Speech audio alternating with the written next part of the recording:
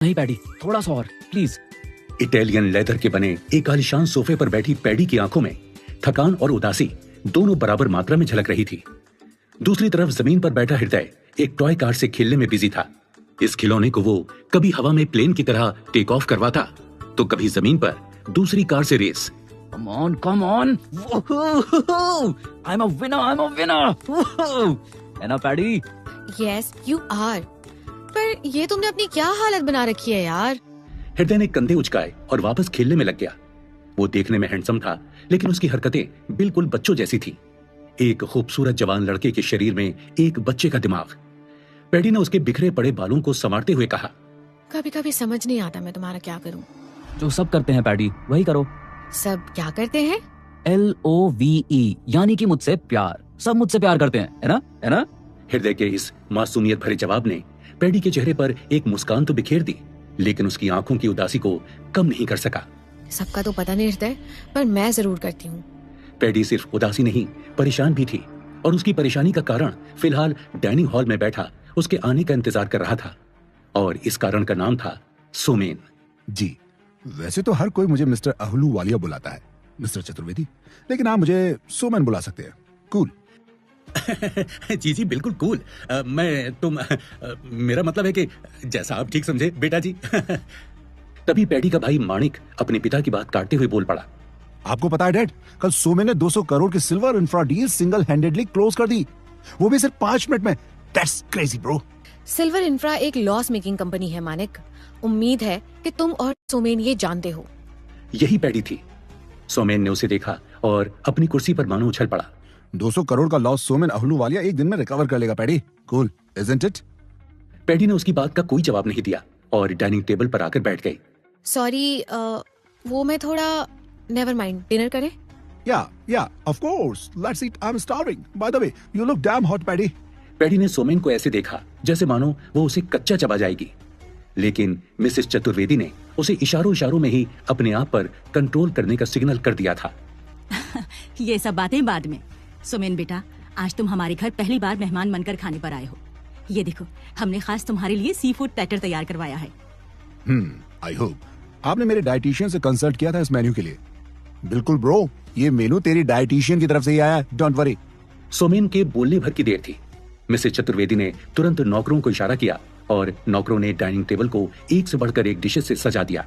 Oysters, caviar, केसर pudding, king crabs, कैलोप्स। उस table पर लगे खानों की शान और शौकत किसी 5 स्टार होटल से कम नहीं थी, लेकिन सोमेन का ध्यान खाने पर कम और पैडी पर ज्यादा था। तो पैडी, मेरे प्रपोजल के बारे में क्या सोचा? पैडी ने नजरें झुका ली। उसकी उंगलियां प्लेट के किनारे से खेल रही थी। ऐसा लग रहा था जैसे वो जानबूझकर सोमेन के सवालों को अवॉइड कर रही थी। फॉर योर इन्फॉर्मेशन सोमेन, मैं अभी शादीशुदा हूँ। किससे? उस पागल से? क्या इसी दिन के लिए हमने तुम्हें पाला था पैडी? मॉम प्लीज, अभी नहीं। तुम दोनों माँ बेटी फिर शुरू हो गई। Just relax guys. और तुम पैडी, गेट रियलिस्टिक बेटा। हृदय 5 साल पहले वाला हृदय नहीं है। तुम बस अपना वक्त बर्बाद कर रही हो। मेरी मानो तो बेहतर ऑप्शंस देखो। आप कहना क्या चाहते हैं dad? What I mean to say is कि तुम खूबसूरत हो, यंग हो, तुम्हारे सामने पूरी जिंदगी पड़ी है। मिस्टर सोमेन इस घर और इस परिवार के लिए बिल्कुल सही चॉइस है। मणिक भी अपने पिता की हाँ में हाँ मिलाते हुए बोला, डैड इज राइट पैडी, तू ज्यादा मत सोच और अपने पागल पति से पीछा छोड़ा। पागल शब्द सुनते ही पैडी की आंखों में गुस्सा आंसू बनकर तैर गया। शट अप मनी, जुबान संभाल कर बात करो। रही बात आपके प्रपोजल की, मिस्टर अहलूवालिया, तो मुझे सोचने के लिए थोड़ा और टाइम चाहिए। So please. Cool, take your time butterfly. वैसे मैं बता दूं कि समय हमेशा के लिए नहीं होता। मेरा ऑफर भी हमेशा के लिए वैलिड नहीं रहेगा। पैडी सोमेन का इशारा साफ समझ रही थी। उसने सोमेन की तरफ एक तीखी नजर डाली। तभी एक जोरदार बिजली कड़की और पूरे घर में सन्नाटा छा गया। अरे मोहन, जरा देखना, ये लाइट को क्या हुआ?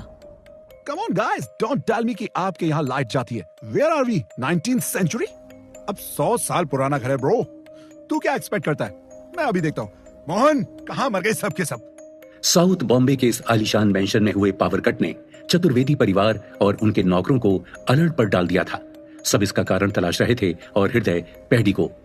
सर पर एक माइनिंग हेलमेट पहने हुए हृदय एक कमरे से दूसरे, दूसरे से तीसरे ऐसा करता हुआ उस कमरे में पहुंच गया जहां उसे आने की पाबंदी थी। पैडी पैडी तुम कहाँ हो? आई एम सॉरी पैडी, मैं तुम्हारे टॉय हाउस में आ गया। पैडी का टॉय हाउस ऊपर से नीचे तक सिर्फ टॉय से भरा था। हृदय वहां से निकलने के लिए पीछे मुड़ा कि तभी कमरे का दरवाजा मानो अपने आप ही लॉक हो गया। मैनी तुम हो क्या? पैडी, मैनी देखो प्लीज मुझे परेशान मत करो, मैं पैडी से बोल दूंगा। पैडी! हृदय के बार बार बुलाने पर भी पैडी या कोई और उसे वहां से निकालने नहीं आया था। हृदय अब घबराने लगा था। वो कभी दरवाजे को खोलने की कोशिश करता तो कभी और कोई तरीका ढूंढता जिससे वो वहां से निकल सके, लेकिन फिलहाल कुछ भी उसके कंट्रोल में नहीं था। हृदय इस अजीबोगरीब सिचुएशन को समझ पाने की कोशिश कर ही रहा था कि तभी उसकी नजर उन सारे टॉयज के बीच एक अजीब सी चमक पर पड़ी। कमरे में बने एक टॉय शेल्फ पर कुछ था जो काफी देर से हल्के नीले रंग में टिमटिमा रहा था, मानो उसे अपनी ओर बुला रहा हो। हृदय न जाने क्यों उसकी तरफ अट्रैक्ट हो चुका था। पैडी, ये तुम हो क्या? वो धीरे धीरे उस रोशनी की ओर बढ़ रहा था। उसकी मासूम क्यूरियोसिटी उसे खींचे ले जा रही थी। जैसे ही उसने कपकपाते हाथों से उस चमकती चीज को उठाया, उसकी उंगलियों में एक ठंडक सी महसूस हुई। वो एक अंगूठी थी, मिस्टीरियस, जिससे एक हल्के नीले रंग की सुनहरी लाइट कमरे में फैल रही थी। जैसे ही हृदय ने उसे छुआ, उसके शरीर में एक सिरन सी दौड़ी, मानो उसने नंगी इलेक्ट्रिसिटी का तार छू लिया हो। लेकिन अगले ही पल वो सिरन एक फुसफुसाहट में बदल गई। ऐसा लग रहा था मानो कोई उसके कानों में फुसफुसा रहा हो। हृदय, तुमसे वापस मिलकर अच्छा लगा। हृदय ने अपने माइनिंग हेलमेट की लाइट की मदद से इधर उधर देखा। वहां कोई नहीं था। डर उसके चेहरे पर पूरी तरह से अपनी जगह बना चुका था। हाय, हेलो आंटी, आप कौन हो? मुझे कुछ दिखाई नहीं दे रहा। वो घबराकर इधर उधर देखने लगा, लेकिन वहां कोई नहीं था। बस वही अंगूठी थी जो अब और भी ज्यादा चमकने लगी थी। हृदय का दिल जोर जोर से धड़कने लगा। कुछ दिन और सब्र रखो दोस्त, धीरे धीरे सब कुछ दिखने लगेगा। आजादी अब दूर नहीं। प्लीज मुझे पैडी के पास जाना है आंटी, जाने दो ना प्लीज आंटी, मैं किसी को कुछ नहीं बताऊंगा। पैडी, मैं यहाँ हूँ। टेक इट इजी हृदय, तुम्हें धीरे धीरे सब समझ आ जाएगा। अचानक हृदय को महसूस हुआ कि उसकी उंगलियां खुद ब खुद आगे बढ़ने लगी, मानो कोई इनविजिबल पावर उसे अंगूठी पहनाने के लिए मजबूर कर रही हो। जैसे ही उसने अंगूठी अपनी उंगली में डाली, एक अजीब सी ठंडक उसके शरीर में दौड़ गई और देखते ही देखते उसकी आंखों के सामने गहरा काला अंधेरा फैल गया। गाइस, अब बहुत देर हो चुकी है। मुझे नहीं लगता कि आप मुझे होस्ट कर सकते हैं मिस्टर चतुर्वेदी। ऐसी बात नहीं है सुमन बेटा, बस हमें थोड़ा टाइम दे दो, माणिक आता ही होगा। It's alright mister Chaturvedi. अगली बार से सुमन अहलूवालिया को खाने पर बुलाने से पहले अपने घर की मरम्मत जरूर करवा लीजिएगा। कूल। इतना बोलकर सुमन उठ खड़ा हुआ, लेकिन उसने ताना मारा ही था कि इतने में घर से गायब हुई लाइट फिर से वापस आ गई। डाइनिंग टेबल के ठीक ऊपर लगा आलीशान क्रिस्टल झूमर अपनी पूरी शान और शौकत के साथ जगमगा उठा। मिस्टर चतुर्वेदी और उनकी पत्नी की जान में मानो जान वापस आ गई। Thank God. देखिए सुमन जी, मेरा मतलब सुमन बेटा, तुम बेवजह परेशान हो रहे थे, अब लाइट भी आ गई और डिनर भी सर्व किया जा चुका है। रघु सही कह रहे हैं सुमन बेटा, ऐसे खाने के टेबल से बिना खाए नहीं उठते, गलत बात है बेटा। लेकिन सोमन को मिस्टर और मिसेस चतुर्वेदी की इस ज्ञानबाजी में जरा भी इंटरेस्ट नहीं था। इस बीच माणिक भी टेबल पर वापस लौट चुका था। Sorry for all the trouble guys, मैंने सब सॉर्ट कर दिया है। पता नहीं सारे फ्यूज अपनी जगह पर सही थे, फिर भी लाइट क्यों चली गई। या गुड फॉर यू गाइस, वरना आप सबको इस 100 साल पुराने खंडर में आज की रात ऐसे ही अंधेरे में गुजारनी पड़ती। क्यों? माणिक जानता था कि सोमन उसकी और उसके परिवार की इंसल्ट कर रहा है, लेकिन वो कुछ भी कहने की सिचुएशन में नहीं था। उसने हल्की सी मुस्कान के साथ कहा, ब्रो रिलैक्स, तुझे तो पता है ये मेंशंस, ये हवेलियां, ये इनके मेंटेन करना बच्चों का खेल नहीं है। कब कहां क्या हो जाए कोई नहीं जानता, और इसी के लिए तो हमें तेरी मदद चाहिए, राइट डैड? वेल, उसके लिए तुम लोगों को मेरी डिमांड्स फुलफिल करनी पड़ेंगी। मणिक, ताली एक हाथ से नहीं बजती। कूल? रही बात खाने की, तो आई am sorry bro, sorry mister Chaturvedi, it's 8 PM और मैं 8 बजे के बाद मील्स नहीं लेता। मेरी बॉडी का नेचुरल क्लॉक अलाउ नहीं करता। Maybe some other day, right butterfly? Suman ने सामने चुपचाप बैठी पैडी की तरफ देखते हुए अपना कोट उठाया। वो तो हमेशा की तरह ही पैडी से बात करने के बहाने ढूंढ रहा था, लेकिन पैडी का ध्यान कहीं और था। उसने सुमन की बात का कोई जवाब नहीं दिया। संजू, 1 मिनट इधर आना। ये सुनते ही एक नौकर जल्दी से वहां आया। 8 बज गए हैं, हृदय के डिनर का टाइम हो चुका है। आज आप उसे खिला दो प्लीज, और प्लीज उसे नॉर्मल मिल्क मत देना, आलमंड मिल्क वही पसंद है उसे, ठीक है? नौकर ने सिर हाँ में हिलाया और अंदर चला गया। हृदय को लेकर पैडी का कंसर्न सोमन को थोड़ा जमा नहीं। करोड़ों के रसूख के बावजूद पैडी उसे नौकरों वाली रिस्पेक्ट भी नहीं दे रही थी। उसने सामने बैठी पैडी पर एक सरसरी नजर डाली, जैसे वो उसे तौलने की कोशिश कर रहा हो। You are so caring butterfly, मजा आ गया। इस बात पर तो हाथ मिलाना बनता है। सोमन ने बड़े स्टाइल में पैडी की तरफ हाथ बढ़ाया, मानो ये हाथ नहीं, पैडी की मुसीबतों को खत्म करने की चाबी हो। पैडी झिझकी, लेकिन सोमन ने जबरदस्ती उसका हाथ अपने हाथों में पकड़ लिया। ये क्या कर रहे हो Soman? Leave my hand. Paddy छल्ला गई। सोमन और मुस्कुराया, उसे मजा आ रहा था, लेकिन अगले ही पल उसे ऐसा लगा जैसे किसी सांड ने उसके पेट में अपनी सींग घुसा दिए हों। ओह गॉड! भगवान को याद करता सोमन एक जोरदार धड़ाम के साथ नीचे गिर पड़ा था, और उसे इस हाल में लाने वाले का नाम था हृदय। हेलो सोमन अंकल, कैसे हो आप? हृदय मानो सांड की तरह आकर सोमन से टकराया था। सोमन जमीन पर था, दर्द उसके पूरे शरीर में फैल चुका था। अगले ही पल हृदय ने किसी कागज की तरह पड़े सोमन को एक झटके में खींचकर वापस उसके पैरों पर खड़ा कर दिया और फिर सीधे उससे लिपट गया।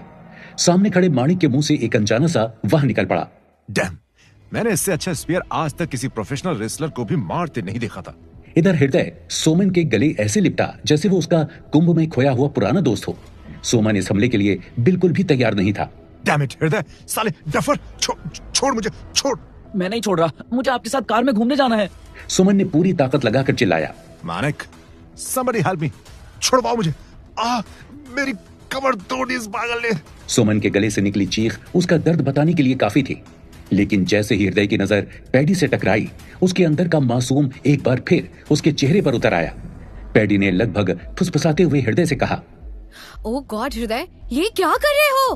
पैडी भौचक्की से हृदय को देख रही थी, मानो उसे समझ ही ना आ रहा हो कि ये क्या हो रहा है। लेकिन हृदय मुस्कुराता रहा और सोमेन को अपनी जकड़ में दबाता गया। वो थोड़ा बदला बदला सा मालूम हो रहा था। अक्सर लोगों से छुप कर रहने वाला, पैडी के बिना कमरे से ना निकलने वाला हृदय आज डाइनिंग टेबल पर क्या कोहराम मचा रहा था। उसने तो सोमन को उसकी नानी दादी सब याद दिला दी थी, लेकिन उसकी इस हरकत ने चतुर्वेदी परिवार की प्रॉब्लम्स एक बार फिर से बढ़ा दी थी। अपनी एम्बेरसमेंट को छिपाते हुए मिस्टर चतुर्वेदी चिल्लाए, हृदय, बिहेव योरसेल्फ, सोमेन को छोड़ो, वो हमारे गेस्ट हैं। लेकिन हृदय नहीं माना। मैं नहीं छोड़ूंगा, मुझे अंकल की कार में घूमने जाना है। हृदय बच्चों की तरह जिद कर बैठा था। शायद वो बच्चा ही था, शरीर बड़ा हुआ भी तो क्या। हृदय ने सोमेन को और जोर से अपनी बाजुओं में जकड़ लिया। अब सोमेन को सच में मदद की जरूरत थी। तभी माणिक पागल कुत्ते की तरह सोमेन पर झपटा। अबे साले पगले, सोमेन को छोड़। मोहन, देव, संजू, सबके सब इधर आओ। सभी नौकर दौड़ पड़े। सबने अपनी पूरी ताकत लगा दी, लेकिन कोई भी सोमेन को हृदय की पकड़ से छुड़ा नहीं पाया। हृदय के अंदर गजब की ताकत आ गई थी। मामला बिगड़ता देख पैडी आखिरकार बीच में आई। सामने मचे हंगामे ने धीरे धीरे नौकरों, मिस्टर चतुर्वेदी, उनकी बीवी, माणिक, सबको अपनी आगोश में ले लिया था। सब इस वक्त सोमेन को हृदय की पकड़ से छुड़ाने में लगे थे, लेकिन हृदय इस वक्त हनुमान बन चुका था। उसकी ताकत कमाल की थी। तभी पैडी जोर से चिल्लाई, हृदय जस्ट स्टॉप। उसके इतना बोलते ही हृदय ने सोमेन पर अपनी पकड़ ढीली कर दी। सबने राहत की सांस ली। सोमन ने तो मानो इतनी देर में पहली बार सांस ली। सोमेन बड़ी मुश्किल से बोल पाया। वर्ड्स उसके गले में कहीं खो गए थे। माणिक और चतुर्वेदी जी ने उसे बड़ी मुश्किल से पकड़ रखा था। कोई पानी लेकर आओ जल्दी। माणिक के इतना बोलते ही नौकर तुरंत आनंद फानन में पानी लेकर आए। सोमन ने एक बड़ा घूंट पिया और राहत की सांस ली। तू तो गया हृदय, दिस इज असॉल्ट। मैं केस करूंगा। I will destroy this family. Just relax bro. इस पगले के बारे में तो तू जानता ही है। Just give me 1 minute. इतना बोल माणिक पैडी की तरफ बढ़ा और उसके कान में फुसफुसाते हुए बोला, देख पैडी, इस गधे की वजह से ये डील नहीं जानी चाहिए। अगर सोमेन ने मदद नहीं की तो हम सब बर्बाद हो जाएंगे। तुझे भी पता है हमें इसकी जरूरत है। प्लीज कुछ कर और मामले को संभाल, वरना इस पगले को मैं अपनी तरह से समझाऊंगा। पैडी किसी भी हाल में सोमेन को अपने मुंह नहीं लगाना चाहती थी, लेकिन अब उसके पास कोई और ऑप्शन नहीं था। वो आगे बढ़ी और बड़े ठंडे और सहज तरीके से सोमेन की तरफ बढ़ते हुए बोली, हृदय की तरफ से मैं आपसे माफी मांगती हूँ मिस्टर अहलूवालिया। हमें अपनी मिस्टेक सुधारने का एक और मौका दीजिए। सोमेन को मानो इसी बात का इंतजार था। उसने अपने उलझे हुए बालों को संवारा और हृदय की तरफ बढ़ गया। हृदय अब भी बिना किसी झिझक के वहीं खड़ा पैडी को निहार रहा था। सोमेन के वहां होने का उस पर कोई असर नहीं था। सोमेन ने हृदय को देखा और अपनी घटिया इंटेंशंस सबके सामने जाहिर करते हुए बोला, वेल, ठीक है फिर। अगर ऐसा है तो तुम और तुम्हारी फैमिली के पास सिर्फ 48 घंटे हैं। या तो मेरा ऑफर एक्सेप्ट करो या फिर बर्बाद होने के लिए तैयार हो जाओ। कूल। पता नहीं ये सोमेन अब क्या करेगा। अरे तुम पैडी को कुछ समझाती क्यों नहीं? मेरी वो सुनती कहाँ है रघु, आपकी बेटी सिर्फ आपकी बात मानती है। सोमेन के अल्टीमेटम से पूरा चतुर्वेदी मेंशन पूरी रात थरथराता रहा। इधर पैडी के कमरे में भी घमासान माहौल था। बाहर बारिश की बूंदें खिड़की से टकरा रही थी और अंदर तूफान मचने वाला था। ये तुम्हें अचानक से क्या हुआ था हृदय? तुमने सोमेन पर हमला क्यों किया? क्या जरूरत थी ये सब करने की? मुझे तुम्हारी बहुत याद आ रही थी पैडी। आई मिस्ड यू, इसलिए मैं बाहर आया। मुझे अंगू।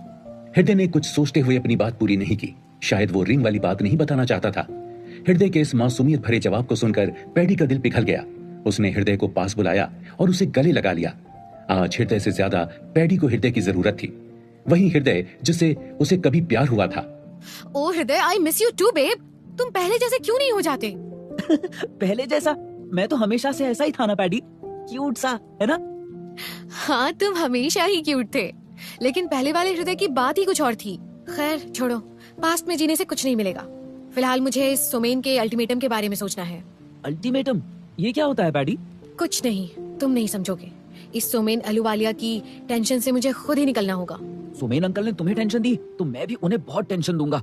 उनकी कार के टायर पंक्चर कर दूंगा। हाँ। हृदय की ये बात सुनकर पैडी के चेहरे पर हल्की सी स्माइल तैर गई। कमरे में सुबह की हल्की रोशनी हो रही थी। रात के इंसिडेंट ने पैडी को पूरी रात सोने नहीं दिया था। शहर में अब भी वेदर खराब था, लगातार बारिश हो रही थी। टेंशन में वो कमरे में ही चहलकदमी कर रही थी। उसकी आंखों में नाराजगी और इरिटेशन साफ झलक रही थी। दूसरी ओर जमीन पर बैठा हृदय अपने टॉय से खेल रहा था, जैसे उसे कोई फर्क ही न पड़ता हो। पैडी कुछ सोचते हुए अपना फोन देखने लगी। उसके माथे पर बल था, मानो वो अंदर ही अंदर किसी गहरी सोच में डूबी हो। तभी उसके दिमाग में कुछ क्लिक हुआ। हृदय, मैंने सोच लिया है, हमें एक डिसीजन लेना होगा। मुझे भूख लगी है पैडी। जस्ट शट अप हृदय और मेरी बात ध्यान से सुनो। पैडी कुछ बोलने ही वाली थी कि तभी कमरे का दरवाजा जोर से धड़ाम की आवाज के साथ खुला। ये माणिक था, जो बिना बुलाए गेस्ट की तरह कमरे में दाखिल हो चुका था। लेकिन वो अकेला नहीं था, उसके साथ 3 अजनबी और भी थे। पैडी अचानक माणिक को इस तरह अंदर आते देख झल्ला पड़ी। ये क्या तरीका है कमरे में आने का मानिक? और ये लोग कौन है? माणिक ने पैडी की बात का कोई जवाब नहीं दिया। उसने बस अपने साथ आए 3 लोगों की ओर इशारा किया और ठंडी आवाज में बोला, यही रहा तुम्हारा पेशेंट, जाओ और इसे पकड़ लो। 3 लोग जमीन पर बैठे हृदय की तरफ लपके। हृदय सहम गया और घबराकर पर्दे की ओर भागा। वो तीनों उसके पीछे लपके, लेकिन पैडी ने झटके से उन तीनों का रास्ता रोका और शेरनी की तरह दहाड़ते हुए बोली, अगर किसी ने एक कदम भी आगे बढ़ाने की कोशिश की तो मुझसे बुरा कोई नहीं होगा। I dare you. माणिक के साथ आए 3 लोगों के कदम अपनी अपनी जगह पर थम गए। वो माणिक की तरफ टकटकी लगाए देखने लगे, जैसे मानो उससे पूछ रहे हो कि आगे क्या करना है।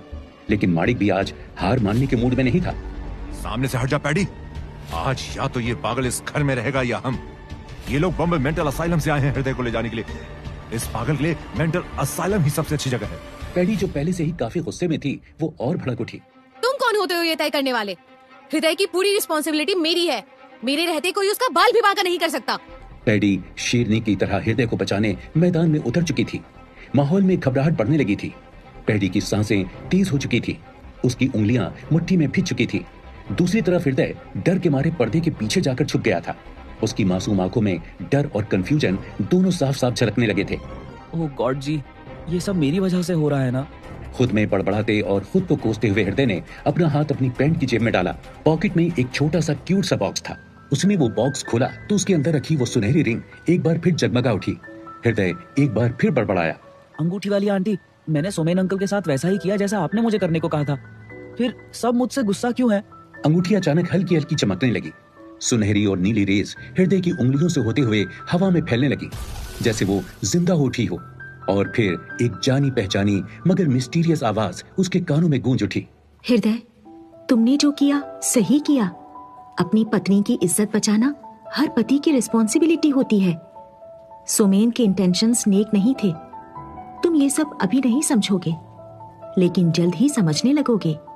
उधर पर्दे की दूसरी तरफ कमरे में पैडी और माणिक की बहस और तेज हो चुकी थी। तनाव अपने चरम पर पहुंच चुका था। दूर कहीं बिजली कड़क रही थी। मुझे तो मालूम था कि तू इतनी आसानी से नहीं मानेगी पैडी, लेकिन आज मैं तेरी एक नहीं सुनूंगा। इतना कहते ही माणिक ने बाहर की ओर देखा और तेज आवाज में किसी को पुकारा। घर के नौकर मोहन, संजू और बाकी लोग एक एक करके कमरे में दाखिल हुए और पैडी को घेर कर खड़े हो गए। पैडी ने गुस्से से आंखें तरेरी और सख्त आवाज में कहा, आर यू सीरियस मैनी? तुझे लगता है तेरे इन ड्रामों से मैं रुक जाऊंगी? पैडी ने नौकरों को घूर कर देखा, लेकिन वो सभी माणिक से डरते थे। वो जानते थे कि उसके ऑर्डर के अगेंस्ट जाने का मतलब था अपनी नौकरी और शायद अपनी सेफ्टी तक को दांव पर लगाना। इसीलिए वो जैसे के तैसे उसे घेर कर खड़े रहे। पैडी ने आगे बोला, मोहन हटो मेरे रास्ते से, मुझे अभी डैड से मिलना है। मोहन ने धीमी आवाज में कहा, सॉरी पैडी दीदी, आप हमें गलत मत समझिए। आप तो जानती हैं अगर हमने माणिक भैया की बात नहीं मानी तो वो हमारा क्या हाल करेंगे। पैडी कुछ कहने ही वाली थी कि तभी कमरे का दरवाजा एक बार फिर खुला और अंदर आते ही उसे उम्मीद की एक किरण नजर आई। मिस्टर चतुर्वेदी कमरे में दाखिल हुए। ये देख पैडी के चेहरे पर राहत के भाव आए। डैड, ये सब क्या हो रहा है? आपको तो सब पता है, फिर भी आप चुप क्यों हैं? मिस्टर चतुर्वेदी ने गहरी सांस ली और अपनी जेब में रखी क्यूबन सिगार सुलगा लिया। सॉरी बेटी, लेकिन माणिक सही कह रहा है बेटा, तुम्हें उसकी बात मान लेनी चाहिए। उनके शब्द सुनते ही पैडी की आखिरी उम्मीद भी टूट गई। Dad, no, you can't do this dad. आप जानते हो मुझसे दूर नहीं रह सकता। लेकिन मिस्टर चतुर्वेदी ने भी अपना मन बना लिया था। उन्होंने पैडी की बात का कोई जवाब नहीं दिया। उनकी चुप्पी भारी थी, जैसे कोई पत्थर दिल पर रख दिया हो। पैडी को कमरे से बाहर ले जाओ ना। नौकरों ने बिना किसी देरी के आदेश का पालन किया। पैडी ने खुद को छुड़ाने की भरपूर कोशिश की, हाथ पैर मारे, जोर जोर से चिल्लाई, लेकिन किसी ने उसकी एक न सुनी। ये आप सही नहीं कर रहे हैं dad, this is wrong, I hate you. कमरे में एक भारी सन्नाटा छा गया। बाहर बिजली चमकी और पैडी की आवाज पूरे चतुर्वेदी मेंशन में गूंज उठी। दूसरी ओर पिता का सपोर्ट देखकर माणिक के चेहरे पर जीत की मुस्कान फैल गई। उसे यकीन था कि आज पैडी की एक नहीं चलने वाली, और वैसा ही हुआ भी। काफी देर से इस फैमिली ड्रामे की ऑडियंस बने वो तीनों मेंटल असाइलम के कर्मचारी भी अब हरकत में आ गए। उनके लिए ये सिर्फ एक फॉर्मेलिटी थी। ऑर्डर आया था, उन्हें बस उसे पूरा करना था।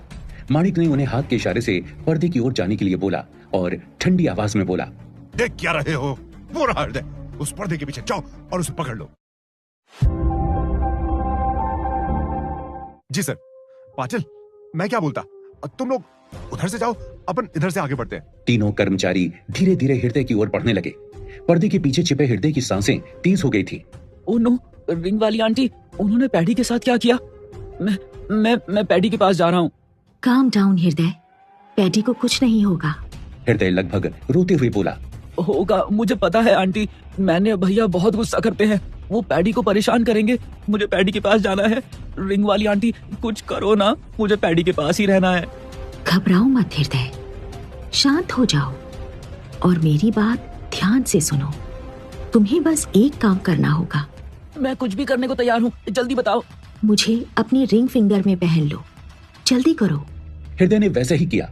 ठीक उसी पल तीनों कर्मचारी उसके सामने आकर खड़े हो गए। कोने में दुबके पड़े हृदय की नजर में वो तीनों इस वक्त किसी खूंखार जानवर से कम नहीं थे।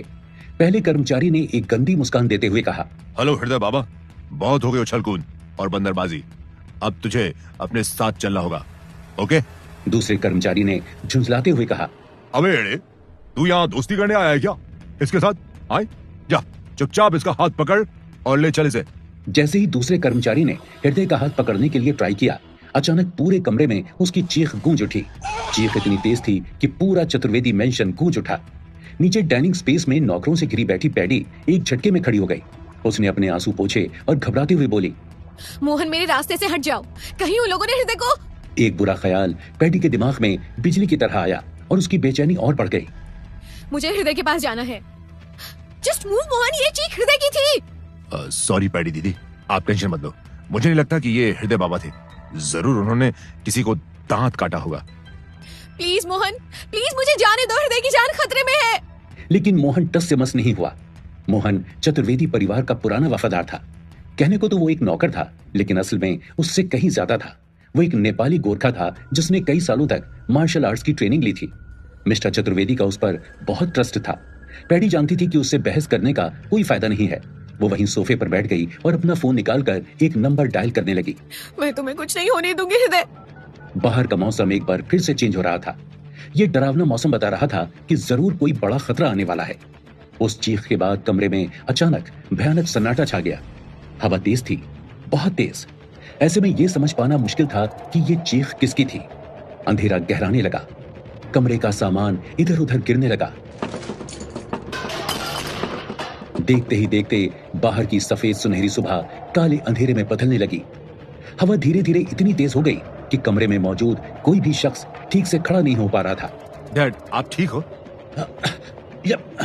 हाँ, मैं ठीक हूँ मानी। अरे कोई लाइट जलाओ। अरे कुछ भी दिखाई नहीं दे रहा। पता नहीं यह कौन सा अजीब माजरा था। इतनी रोशनी होने के बावजूद पूरे कमरे में गुप अंधेरा छाया हुआ था। हल्की हल्की रोशनी कर्टन्स के पीछे कहीं खो गई थी, जैसे किसी अनहोनी का सिग्नल दे रही हो। चारों तरफ सन्नाटा था, लेकिन हवा में अजीब सी टेंशन तैर रही थी। इससे पहले कि कोई कुछ समझ पाता, दो भयानक चीखें कमरे में गूंज उठी, एक के बाद एक। ये आवाजें इतनी दर्दनाक थी कि दीवारें तक कांप उठी।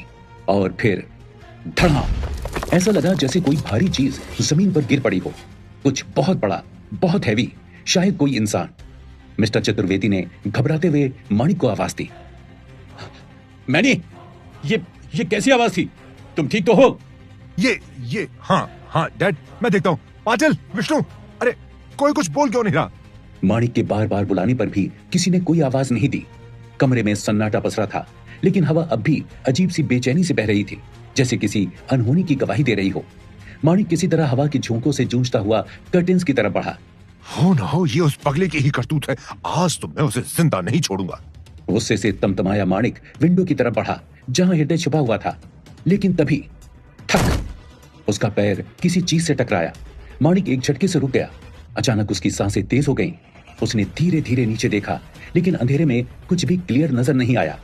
माणिक ने कांपते हाथों से टॉर्च जलाकर अपने पैरों की तरफ लाइट डाली, और बस अगले ही पल उसकी रूह कांप गई।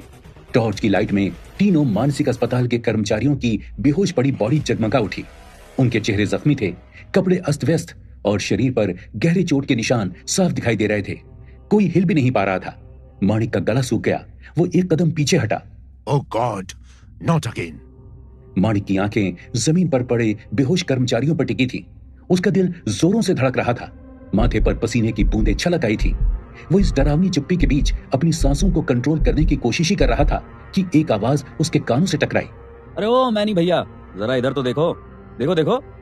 माणिक को जैसे करंट लग गया। ये आवाज हृदय की थी। लेकिन तभी हमेशा की तरह बात करने वाला हृदय आज यूं एक मर्द जैसी आवाज में क्यों बात कर रहा था? माणिक ने धीरे धीरे टॉर्च की रोशनी खिड़की की ओर घुमाई, और जो उसने देखा, उसके पैरों तले जमीन खिसक गई। हृदय अब पहले जैसा नहीं दिख रहा था। जहां पहले वो दुबला पतला मासूम सा लड़का था, अब उसके सामने खड़ा शख्स किसी योद्धा से कम नहीं लग रहा था। चौड़ा सीना, सिक्स पैक एब्स, आंखों में तेज, माथे पर एक हल्का रेड ग्लो। लेकिन सबसे अजीब था उसकी वो सुनहरी नीली आंखें, जिन्हें अनदेखा कर पाना मैनी के लिए इम्पॉसिबल था। हृदय, तू? लेकिन हृदय माणिक की हालत देखकर बस हंस पड़ा, मानो जैसे उसे इन सब में बड़ा मजा आ रहा हो। हेलो मैनी, आओ पकड़ लो मुझे, पकड़ो ना। हृदय की इस ललकार ने माणिक के ईगो को ठेस पहुंचा दी थी। वो गुस्से में तमतमाता हुआ उसे पकड़ने आगे बढ़ा ही था कि अचानक उसे अपनी गलती का रियलाइजेशन हो गया। अबे ओए पागल साले, छोड़ मुझे, नीचे उतार। Dad, save me. हृदय ने माणिक को ऐसे कंधे पर उठा लिया जैसे वो कोई हल्की फुल्की गठरी हो। उसके चेहरे पर एक अजीब सी शरारती स्माइल थी, जैसे ये सब करना उसे बेहद मजेदार लग रहा हो। तभी उसकी नजर सामने खड़े मिस्टर चतुर्वेदी पर पड़ी। हेलो पापा, मैं मैनी के साथ खेलूं प्लीज? मैनी कोई खेलने की चीज है बेवकूफ, नीचे उतारो उसे। That's a warning. पिछले 5 सालों में हृदय ने कभी मिस्टर चतुर्वेदी से आंख उठाकर भी बात नहीं की थी। वही हृदय आज उनसे इस तरह बात कर रहा था जैसे उसे उनका कोई डर ही ना हो। मिस्टर चतुर्वेदी एक बाप होने के नाते घबराए हुए भी थे और सरप्राइज भी। ओह ठीक है पापा, अभी उतारता हूँ। लेकिन उतारने की जगह हृदय ने माणिक को हवा में लहराया और धड़ाम करके जमीन पर पटक दिया। बेचारी की सारी अकड़ एक झटके में ही निकल गई। ये चीख पिछली बार की तरह इस बार भी पैडी के कानों तक पहुंच चुकी थी, लेकिन वो फोन पर किसी से बात कर रही थी। चीख सुनते ही उसने जल्दी से अपनी बात खत्म करने के इरादे से फोन पर कहा, मैं आपसे बाद में बात करती हूँ। आई होप कि आपको मेरी कंडीशंस कबूल हैं, मिस्टर एलो। ऑलराइट बटरफ्लाई, इस डील को एक किस से पक्का करते हैं, क्यों ना इसे सेलिब्रेट करें? सोमेन अपनी बात पूरी करता इससे पहले ही उसकी सो कॉल्ड बटरफ्लाई पैडी ने फोन काट दिया। सोमेन मानो हाथ मलता रह गया। हेलो। सोमेन ने फोन नीचे रखा और एक बार फिर बैठकर खुद के लिए एक पैक बनाया। उसके चेहरे पर विनर्स वाली स्माइल थी। तुम्हारा यही स्टाइल ही तो मुझे तुम्हारी ओर खींचता है पैडी। बस कुछ दिन और and then you are mine forever. अपने आलीशान घर सोलारा विला में सोमेन सर्वेंट के साथ अकेला रहता था। 3 फ्लोर्स वाला ये बंगला किसी साइंस फिक्शन फिल्म के सेट जैसा दिखता था, लेकिन था 100% रियल। इसका डिजाइन बेहद यूनिक था और बाहर से देखने पर यह एक इजिप्शियन पिरामिड से इंस्पायर्ड दिखता था। बंगले के तीसरे माले पर बने जिम में सोमेन वर्कआउट करने के इरादे से आया, लेकिन तभी उसकी कमर में लगी चोट जाग उठी और वो दर्द से करहा उठा। डैम इट, उस पागल को तो मैं छोड़ूंगा नहीं। उसने अपना फोन उठाया और एक नंबर डायल करने ही वाला था कि तभी एक गंजा फ्रेंच दाढ़ी वाला और होठों में सिगरेट दबाए एक स्टाइलिश शख्स कमरे में दाखिल हुआ। ये विक्टर था। क्या हुआ ब्रो, सब ठीक तो है? नॉट रियली, मैं तुझे ही कॉल करने वाला था। ये दर्द मुझे मार रहा है यार। विक्टर ने सोमेन के जख्म को ध्यान से देखा। चोट गहरी थी, उसकी पसलियों के पास खून का थक्का जम चुका था। ऐसा नहीं था कि सोमेन कोई 2 कौड़ी का लड़का था। वो अच्छी खासी मस्कुलर बॉडी और दमदार लुक्स वाला आदमी था। ऐसे में उसका यूं घायल होना विक्टर के मन में कई सवाल जगा रहा था। डूड, पक्का तो ठीक है? ये किस पहलवान का प्रसाद मिला है तुझे? पहलवान नहीं, पागल बोल, पागल, ब्लडी मेंटल है वो। अबे बता तो सही, हुआ क्या? तू तो कल चतुर्वेदी हाउस में डिनर करने गया था ना, वहाँ क्या हुआ? सोमेन ने गहरी सांस ली और चतुर्वेदी मेंशन में बीती पूरी घटना उसे मुंह जुबानी सुना दी। विक्टर बड़े ध्यान से कहानी सुनता रहा और फिर थोड़ी देर सोचकर बोला, तेरी असली परेशानी वो पागल हृदय नहीं बल्कि उसकी बीवी पैडी है। क्या मतलब? मेरा मतलब है कि तू उस पैडी को लेकर ना कुछ ज्यादा ही ऑब्सेस्ड हो रहा है। विक्टर की बात सुनकर सोमेन कुछ सेकंड तक सोचता रहा और फिर पूरे स्वैग के साथ बोला, मेरा ऑब्सेशन मेरी वीकनेस नहीं, मेरी स्ट्रेंथ है ब्रो। कूल। डूड, दुनिया में करोड़ों लड़कियां हैं, you can get anyone you like, फिर ये पैडी ही क्यों? पैडी ही क्यों? वेल, इसका जवाब जानने तुझे मेरे ऑफिस में आना होगा। चल, लेट्स गो। दोनों उसके घर में बने ऑफिस पहुंचे। यहाँ एक तरफ जहाँ सोमेन के एंसेस्टर्स की फोटोज दीवार पर लगी थी, जैसे उसके फादर कपिल आहलूवालिया, उसके दादा ब्रिजभूषण आहलूवालिया और दादा संपत आहलूवालिया, वहीं दूसरी साइड तो उसके खुद के achievement certificates, young businessman of the year award, trophies और कई फोटोज दूसरी दीवार की शोभा बढ़ा रहे थे। वहाँ कई तरह के प्रेशियस स्टोन्स, जेम्स, स्टेचूज और आर्टिफैक्ट्स थे। सोमेन इन सब के बीच से गुजरता हुआ सामने लगी एक फोटो के पास पहुंचा। ये फोटो पैडी और सोमेन की थी। तुझे प्रोजेक्ट अरण्यक याद है? इस तस्वीर में पैडी और सोमेन साथ खड़े थे। पैडी एक सफारी जैकेट और बूट्स में थी, जबकि सोमेन हमेशा की तरह अपने सधे हुए अंदाज में सूट पहने हुए था। उनके पीछे एक ग्रैंड और काफी एंशिएंट मंदिर था, जिसकी बनावट और जर्जर दीवारें इसकी हजारों साल पुरानी विरासत को बयान कर रही थी। प्रोजेक्ट अरण्यक का नाम सुनते ही विक्टर के सिर पर बल पड़ गए और टेंशन उसकी आंखों में छलकने लगा। प्रोजेक्ट आरण्यक? तो क्या ये सब उसके बारे में? Well, I can't tell you that, but project Aranyak को सक्सेसफुल करने में हमें पैडी की जरूरत पड़ेगी। She is the only one जो ये कर सकती है। ये सुनते ही विक्टर के कान खड़े हो गए। डोंट टेल मी कि हम फिर से उस मनहूस प्रोजेक्ट पर काम शुरू कर रहे हैं। मनहूस नहीं, पैडी को पाने का गोल्डन प्लान है ये। तू शायद भूल रहा है डूड, उसके साथ वो हृदय भी है। उसके रहते पैडी कभी ना तो तेरी हो सकती है और ना ही कभी भी इस प्रोजेक्ट पर कोलैब करने के लिए राजी होगी। काम करना तो दूर, वो इस प्रोजेक्ट आरण्यक को स्टार्ट भी नहीं होने देगी। मैंने उसका भी तोड़ ढूंढ निकाला है, बोल तो बताऊं। विक्टर ने मानो सोमेन का दिमाग पहले ही पढ़ लिया था। पैडी ने तेरी डील एक्सेप्ट कर ली। सोमेन मुस्कुराया, लेकिन विक्टर खुश नहीं था। तू मुझे ये सब कब बताने वाला था?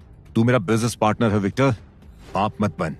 रही बात प्रोजेक्ट आरण्यक की, तो कल सुबह 11 बजे चतुर्वेदी एंटीक्विटीज और इंडिया की सबसे बड़ी ग्रीन इंफ्रा फर्म यानी कि हम सलोरा ग्रीन वेंचर्स की एक डील साइन करेंगे, जिसके टर्म्स एंड कंडीशंस काफी इंटरेस्टिंग है। You should be there. After all, तू मेरा बिजनेस पार्टनर जो ठहरा। कूल। इतना बोलकर सोमेन ने अपनी घड़ी पर एक नजर डाली और अपना फोन निकालकर किसी को नंबर डायल करने लगा। अब किसको कॉल कर रहा है? मेरे प्लान के पहले प्यादे को पता नहीं कहाँ मर पड़ा है। सोमेन का इशारा मैनी की ओर था।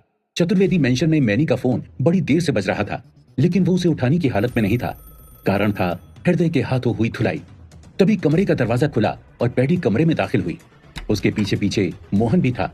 कमरे की हालत देख पैडी की आंखें खुली की खुली रह गई। ओह गॉड, यहाँ आखिर हुआ क्या है? ऐसा लग रहा है दीदी मानो यहाँ भूचाल आया था। पैडी ने पूरे कमरे में नजर दौड़ाई। वहाँ सब कुछ अस्त व्यस्त था। सबसे पहले उसकी नजर सामने फ्लोर पर पड़े उन 3 लोगों पर गई जो हृदय को ले जाने पागल खाने से आए थे। दूसरी नजर साइड में दर्द से कराहते मैनी पर गई। वो आधा होश में था और आधा बेहोश। पास ही में पड़ा उसका फोन बजकर शांत हो चुका था। दरवाजे से थोड़ी दूर मिस्टर चतुर्वेदी एक चेयर पर बैठे थे, लेकिन उनके चेहरे की रंगत उतरी हुई थी। और फिर उसकी नजर पड़ी हृदय पर, जो अपनी बेड पर बैठा मजे से चॉकलेट खा रहा था। पैडी को वहां अपने सामने देख उसकी खुशी का ठिकाना नहीं रहा। पैडी, तुम आ गई। पापा ये देखो, पैडी वापस आ गई। तुम कहाँ चली गई थी पैडी? हृदय दौड़ता हुआ पैडी के गले जा लगा। पैडी ने हृदय को ध्यान से देखा उस कमरे में मौजूद सभी लोगों से उलट हृदय एकदम फर्स्ट क्लास था। उसके शरीर पर एक खरोच तक नहीं थी। इस वक्त तक पैडी के मन में कई सवाल घर करने लगे थे। तुम ठीक तो हो? यहाँ आखिर हुआ क्या है हृदय? पता नहीं पैडी, मैं तो बस मैनी और ये बाकी अंकल्स के साथ खेलना चाहता था। पता नहीं इन्हें क्या हुआ। हृदय से सही जवाब की उम्मीद बेकार थी। पैडी का शक गहरा हो चुका था। उसने दूसरा सवाल अपने पापा से पूछा। पापा, आर यू ऑलराइट? ये मैनी और ये लोग, इनका ये हाल कैसे हुआ ये सब? उनकी उंगलियों में फंसी उनकी सिगार जलकर खत्म होने को थी। पैडी ने मिस्टर चतुर्वेदी की नब्ज चेक की। उनकी धड़कन तेज थी। वो एकटक हृदय को देखे जा रहे थे, मानो पैडी के सारे सवालों का जवाब हृदय के पास था। पैडी के बार बार पूछने पर मिस्टर चतुर्वेदी मानो नींद से जागे। एक गहरी सांस ली और पैडी की आंखों में आंखें डालकर बोले, मुझे खुद भी नहीं मालूम कि यहाँ क्या हुआ, कैसे हुआ, लेकिन मैं ये जरूर जानता हूँ कि ये जो कुछ भी है ये हम सब के लिए ठीक नहीं है। मुझे कुछ समझ नहीं आ रहा पापा। ठीक उसी वक्त उसकी माँ सुकन्या भी कमरे में घुसी और घायल पड़े मैनी की तरफ लपकी। उसकी हालत देख उन्होंने हाय तौबा मचा दी और चिल्लाते हुए बोली, ये सब इस पागल की वजह से हुआ है। क्या हाल कर दिया इसने मैनी का। बेटा मैनी, हे भगवान, कोई डॉक्टर को बुलाओ। लेकिन सुकन्या के रोने धोने का पैडी पर कोई असर नहीं हुआ। मॉम, वो ठीक है, स्टॉप द ड्रामा। उसका सारा ध्यान फिलहाल अपने पापा की बातों पर था। मुझे कुछ समझ नहीं आ रहा। पापा, आप साफ साफ क्यों नहीं बोलते यहाँ हुआ क्या था? इस घर पर बहुत बड़ी विपदा आने वाली है पैडी। हमें गुरु महाराज को बुलाना होगा। गुरु महाराज को? मैं कुछ समझी नहीं। बनो मत पैडी और मुझे सच सच बताओ कि 5 साल पहले उस मंदिर में आखिर हुआ क्या था। अलख निरंजन, हर हर महादेव। कैसे हो रघु? शाम ढलते ही गुरु महाराज चतुर्वेदी मेंशन पहुंच चुके थे। उनकी सफेद दाढ़ी और बालों से उनकी उम्र और एक्सपीरियंस झलकता था, लेकिन वो किसी ट्रेडिशनल साधु की तरह भगवा कपड़ों में नहीं थे। इनफैक्ट उनके कपड़े और अंदाज देखकर ऐसा लग रहा था जैसे वो अभी अभी गोवा से वेकेशंस मनाकर वापस आए हों। उन्हें अपने सामने देखकर मिस्टर और मिसेस चतुर्वेदी की आंखों में उम्मीद की एक नई किरण चमक उठी। वो तुरंत आगे बढ़े और झुककर उन्हें प्रणाम किया। गुरु महाराज ने हाथ उठाकर उन्हें आशीर्वाद दिया। अलख निरंजन, हर हर महादेव। आपका हमारे घर में स्वागत है गुरु महाराज। बड़े दिनों बाद याद किया रघु, कोई खास बात होगी? जी, दरअसल बात ही कुछ ऐसी है कि मुझे आपको यहाँ बुलाना पड़ा महाराज। गुरु महाराज ने उनकी ओर देखा जैसे वो मिस्टर चतुर्वेदी के चेहरे को पढ़ने की कोशिश कर रहे हों। कुछ देर यूं ही देखने के बाद वो गहरी आवाज में बोले, अलख निरंजन, डोंट स्ट्रेस रघु, अब मैं यहाँ हूँ। 2 मिनट में तुम्हारी सारी परेशानियों को धुएं में उड़ा दूंगा। इतना बोल उन्होंने अपनी जेब से एक बड़ा सा सिगार निकाला और उसे जलाने लगे। मिस्टर चतुर्वेदी ने एक पल के लिए अपनी पत्नी की ओर देखा, फिर सिर झुका लिया। मुझे पता है महाराज, इस परेशानी से सिर्फ आप ही मुझे निजात दिला सकते हैं, इसीलिए तो मैंने आपको यहाँ बुलाया है गुरु महाराज। हाँ, वो तो ठीक है, लेकिन यू अर्जेंट आना सस्ता नहीं पड़ता रघु। आई होप तुम समझ रहे हो। जी महाराज, मथुरा में 10 एकड़ का एक प्लॉट हमने आश्रम के नाम कर दिया है। ये रहे उसके पेपर्स। गुरु महाराज ने लैंड के पेपर्स को ध्यान से देखा और बड़ी बेशर्मी के साथ उन्हें अपने पास रख लिया। समझदार तो हो तुम। वैसे माणिक नहीं दिख रहा, कोई खास वजह? मिस्टर चतुर्वेदी ने मिसेस चतुर्वेदी को एक नजर देखा और गहरी सांस छोड़ते हुए बोले, हमने इसीलिए तो आपको यहाँ बुलाया है गुरु महाराज। गुरु महाराज ने अपनी आंखों पर चढ़े काले गॉगल्स को नीचे उतारा और चारों ओर नजर दौड़ाई, मानो कुछ महसूस कर रहे हो। हम यहाँ की एनर्जी बदली बदली सी महसूस हो रही है। वो मन ही मन मानो कुछ कैलकुलेशन कर रहे थे। तभी उन्होंने सीढ़ी से नीचे आते पैडी और हृदय को देखा। उनकी नजर हृदय पर टिक गई। उनकी भौहें हल्की सी सिकुड़ गईं। अलख निरंजन, कहीं तुम्हारी परेशानी का कारण तुम्हारा ये बेवकूफ दामाद तो नहीं? मिस्टर चतुर्वेदी ने हाँ में सिर हिलाया। तब तक पैडी और हृदय भी उनके पास पहुंच चुके थे। हृदय ने गुरु महाराज को घूरा और गुरु महाराज ने हृदय को। एक पल के लिए तो ऐसा लगा कि पुराना हृदय फिर से वापस आ गया हो, लेकिन अगले ही पल वो बच्चों की तरह स्माइल करते हुए बोला, अरे पैडी, ये देखो, ये बालों वाले अंकल फिर से आ गए। Hello uncle, good evening. हृदय की मासूमियत का जवाब गुरु महाराज ने भौहें सिकोड़ कर दिया, लेकिन हृदय को नहीं, पैडी को। मैंने तुम्हें पहले भी इस लड़के से दूर रहने की सलाह दी थी पैडी। तुमने मेरी बात न मानकर अच्छा नहीं किया। वेल, सिचुएशन ही कुछ ऐसी थी गुरु महाराज। वैसे आप कहाँ से आ रहे हैं? लेट मी गेस, गोवा या कसौल? Paddy, behave. ये मत भूलो कि गुरु महाराज हमारे परिवार के पुराने वेल विशर हैं। उनके पिताजी के हम पर कई सारी ब्लेसिंग्स हैं। सॉरी पापा, पर मैं एक आर्कियोलॉजिस्ट हूँ और मैं ऐसे दकियानूसी चीजों में बिल्कुल नहीं मानती। चुप रहो पैडी, तुम्हारी इसी जिद और अड़ियल एटीट्यूड की वजह से आज हमें यह दिन देखना पड़ रहा है। मेरी वजह से? हाँ, तुम्हारी वजह से। एक वो दिन था और एक आज का दिन है। हमारा बिजनेस डूबता ही जा रहा है। पता नहीं 5 साल पहले शहयाद्री के उस ट्राइबल मंदिर में ऐसा क्या हुआ कि तुम इस बेवकूफ हृदय को अपना पति बनाकर हमारे घर ले आई। शहयाद्री सुनते ही पैडी के दिमाग में फ्लैश बॉक्स चलने शुरू हो गए। पैडी ने उन यादों को समेटते हुए कहा, मैंने आपको 1-2 बार नहीं 1000 बार बोला है कि मुझे नहीं याद। मुझे बस इतना याद है कि जब मेरी आंख खुली तो हृदय घायल हालत में मेरे सामने पड़ा था और उसका खून मेरे हाथों पर था। इससे ज्यादा मुझे कुछ भी याद नहीं है। पैडी और मिस्टर चतुर्वेदी के बीच बहस जंगल में लगी आग की तरह बढ़ती जा रही थी। तभी अंदर का दरवाजा खुला और बैंडेज में लिपटा थोड़ा सा सूजा और थोड़ा टूटा फूटा माणिक कमरे से बाहर आया। उसके साथ मोहन भी था जो उसे चलने में मदद कर रहा था। नमस्ते गुरु महाराज। अलख Niranjan, here is my blue-eyed body. कैसे हो माणिक? माणिक ने एक नजर हृदय को घूरा जैसे वो उसे कच्चा चबा जाएगा। फिलहाल तो ठीक नहीं हूँ गुरु महाराज, पर लगता है अब जल्दी ही हो जाऊंगा। अलख निरंजन, घबरा मत मैनी, मैं सब ठीक कर दूंगा। माणिक ने ये बात हृदय को घूरते हुए बोली थी। हृदय ने भी उसे एक नजर घूरा जैसे मानो वो उसकी सिचुएशन पर मनी मन हंस रहा हो। माणिक फिर किसी तरह खुद को घसीटता हुआ अपने डैड के पास पहुंचा और उनके कान में कुछ फुसफुसाने लगा। जैसे जैसे वो बोलता गया वैसे वैसे मिस्टर चतुर्वेदी के भाव में गुस्सा कम और खुशी का लेवल थोड़ा बढ़ने लगा।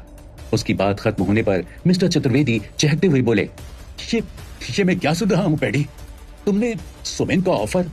मिस्टर चतुर्वेदी का अविश्वास इतना ज्यादा था कि वो अपनी बात तक पूरी नहीं कर पाए।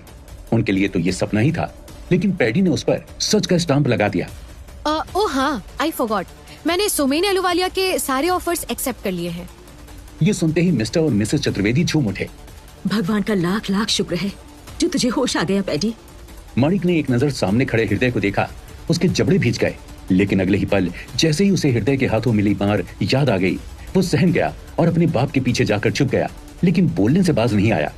सोमे का फोन आया था, उसने मुझे सब कुछ बता दिया। ये बात तू भी हमें बता सकती थी पैडी। कुछ सेकंड पहले तक जो मिस्टर चतुर्वेदी अपनी बेटी को भला बुरा कह रहे थे, वो इसी न्यूज के मिलते ही वापस से पैडी के डियर पापा बन गए थे। कोई बात नहीं, ना बताया तो ना सही। आई एम ग्लैड तुमने उनका ऑफर एक्सेप्ट कर लिया paddy. I am really happy बेटा। तुम नहीं जानती चतुर्वेदी आर्टिफैक्ट्स को इस डील की कितनी जरूरत है। पैडी के चेहरे पर कोई भाव नहीं था। उसने एक गहरी सांस ली और बोली, आपके लिए तो हमेशा से डील ही सब कुछ रहा है पापा, मैं जानती हूँ। पैडी, ये क्या तरीका है अपने पापा से बात करने का? माफी मांगो उनसे। माँ प्लीज, ये सब ड्रामा करने की कोई जरूरत नहीं है। वैसे FYI, कल सुबह हम सोमेन की सोलोरा ग्रीन इंफ्रा के साथ डील साइन करेंगे। I hope this will keep you guys happy. Now if you can excuse me. चलो हृदय। 1 मिनट पैडी, हृदय कहीं नहीं जाएगा। मिसेस चतुर्वेदी ने झुककर गुरु महाराज के कान में कहा, ये लड़का हमसे कुछ छुपा रहा है गुरु महाराज। कल रात इसने माणिक समेत 3 हट्टे कट्टे लोगों को मिनटों में धूल चटा दी, वो भी बिना किसी हथियार के। गुरु महाराज ने बड़े स्टाइल से अपना सिगार मुंह में दबाए हुए बोला, अलख निरंजन, तुम्हें अब इसकी चिंता करने की कोई जरूरत नहीं बच्ची, इसे तो मैं देखता हूँ। इतना बोल गुरु महाराज ने अपने बैग से कुछ एक्यूपंक्चर स्टाइल के नीडल्स बाहर निकाले और उनकी धार को अपनी नजरों से नापते हुए आगे बढ़े, लेकिन पैडी ने उनका रास्ता रोक दिया। गुरु महाराज, हृदय को हाथ मत लगाना। गुरु महाराज ने पैडी को एक नजर देखा और पता नहीं क्या हुआ, लेकिन पैडी मानो उनके वश में हो गई हो। गुरु महाराज मुस्कुराए, बहुत देर से तेरी बकबक सुन रहा हूं पैडी, अब चुपचाप कोने में खड़ी हो जा। पैडी ने ठीक वैसा ही किया। वो दोबारा हृदय की तरफ बढ़े। हृदय अब भी खड़ा मुस्कुरा रहा था। गुरु महाराज गुर्राए, अरे ओ पगले, चल इधर आ। बहुत हुआ तेरा नाटक। तेरी सारी सच्चाई मैंने 2 मिनट में बाहर न निकाल दिया तो मेरा नाम भी स्वामी गिरधर महाराज नहीं। चला। गुरु महाराज ने मंत्र बुदबुदाते हुए अपनी आंखें बंद कर लीं। उन्होंने उंगलियों से कुछ कॉम्प्लिकेटेड साइंस बनाए और फिर अचानक गुरु महाराज ने धीरे से हाथ बढ़ाया। उनकी उंगलियों में एक एक्यूपंक्चर सुई चमक रही थी। वो सुई हृदय के माथे में चुभाने ही वाले थे कि अचानक एक अजीब सा एहसास हुआ। अगले ही पल उनका अपना ही हाथ उनकी ओर मुड़ गया और चटाक, गुरु महाराज की खुद की हथेली घूमकर उनके गाल पर एक जोरदार तमाचा जड़ चुकी थी। वो शॉक्ड रह गए। उन्होंने घबराकर अपनी हथेली को घूरा, फिर दोबारा मंत्र पढ़ने लगे, लेकिन इस बार उनका दूसरा हाथ खुद ब खुद उठा और उनके दूसरे गाल के साथ भी वही हुआ जो पहले के साथ हुआ था। अरे ये क्या हो रहा है? वो हड़बड़ा उठे। हृदय अब खिलखिलाकर हंसने लगा, जैसे ये सब बस एक मजेदार खेल हो। अभी तो खेल शुरू हुआ है अंकल, आगे आगे देखो होता है क्या।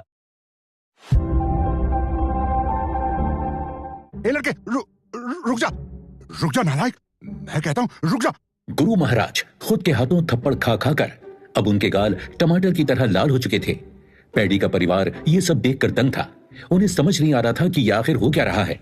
अरे कोई रोको इन्हें, ऐसे तो इनके गाल ही नहीं बचेंगे। लेकिन कोई अपनी जगह से हिला तक नहीं। नौकरों ने भी बीच बचाव और दखलंदाजी करने का कोई रिस्क नहीं लिया। मैनी को तो जैसे सांप सूंघ गया था। गाल को छोड़, इस तरह से तो गुरु महाराज ही नहीं बचेंगे। Somebody save me। उसने हृदय की तरफ देखा, मानो कह रहा हो कि ये सब इसी का किया धरा है। लेकिन हृदय को फेस करने की उसमें बिल्कुल ताकत नहीं थी। कहीं हृदय उसे फिर से जमीन पर पटक पटक कर धो ना दे। मिसेस चतुर्वेदी ने अपने पति की ओर रुख किया। रघु, कुछ करो ना, पता नहीं हमारे घर पर किसकी नजर लग गई है। मिस्टर चतुर्वेदी को शायद ये खेल थोड़ा थोड़ा समझ आने लगा था। उन्होंने कुछ सोचते हुए कहा, जिस तरह गुरु महाराज अपने भक्तों को ठीक करने के लिए हिप्नोटिज्म की मदद लेते हैं, ठीक वैसे ही किसी ने उनके दिमाग पर कंट्रोल कर दिया है। लेकिन किसने? हृदय और कौन? लेकिन कैसे? वो सब छोड़ो ना डैड, पहले गुरु महाराज को बचाओ। वो देखो बेचारे की पीपड़ी बच चुकी है। हाय हाय, एक और पड़ गई। गुरु महाराज की हालत सच में बहुत खराब थी। थप्पड़ खा खाकर अब उनके मुंह और नाक से खून निकलने लगा था। लेकिन उनके हाथ थे कि रुकने का नाम ही नहीं ले रहे थे। वो मन ही मन बड़बड़ाते हुए बोले, अलख निरंजन। हे प्रभु, ये कौन सी मुसीबत में फंसा दिया भाई मुझे। इस तरह से तो ये सांड मुझे मार ही डालेगा। मुझे यहाँ से निकलना होगा, वरना मैं खुद ही अपने हाथों पर लोग पहुंच जाऊंगा। कुछ करना होगा। गुरु महाराज दरवाजे की तरफ भागे। गिरते पड़ते थप्पड़ खाते हृदय उनके पीछे दौड़ा। अरे दाढ़ी वाले अंकल रुको तो, मुझे भी और खेलना है। लेकिन गुरु महाराज नहीं रुके। बाहर उनकी रेड कार खड़ी थी। वो किसी तरह उसके अंदर बैठे और अपनी जान बचाकर भाग निकले। उनके जाते ही पैडी के ऊपर हुआ हिप्नोटिज्म भी खत्म हो गया और वो वापस नॉर्मल हो गई। हृदय, तुम ठीक हो? ये मुझे क्या हुआ था? पता नहीं पैडी, तुम एकदम स्टैचू जैसे फ्रीज क्यों हो गई थी, बिल्कुल ऐसे। हृदय ने पैडी की एक्टिंग करके दिखाई। पैडी समझ गई कि गुरु महाराज ने उस पर हिप्नोटिज्म किया था। उसके जबड़े भिज गए। उस ढोंगी फ्रॉड गुरु महाराज ने मुझ पर हिप्नोटिज्म ट्राई किया। कहाँ गया वो? अभी उसकी खबर लेती हूँ। उसने चारों तरफ नजर दौड़ाई और आके बोली, आज वो मेरे हाथ लग गया ना तो मैं उसका कीमा बना दूंगी, ब्लडी फ्रॉड। लेकिन मिस्टर चतुर्वेदी के दिमाग में कुछ और ही खिचड़ी पक रही थी।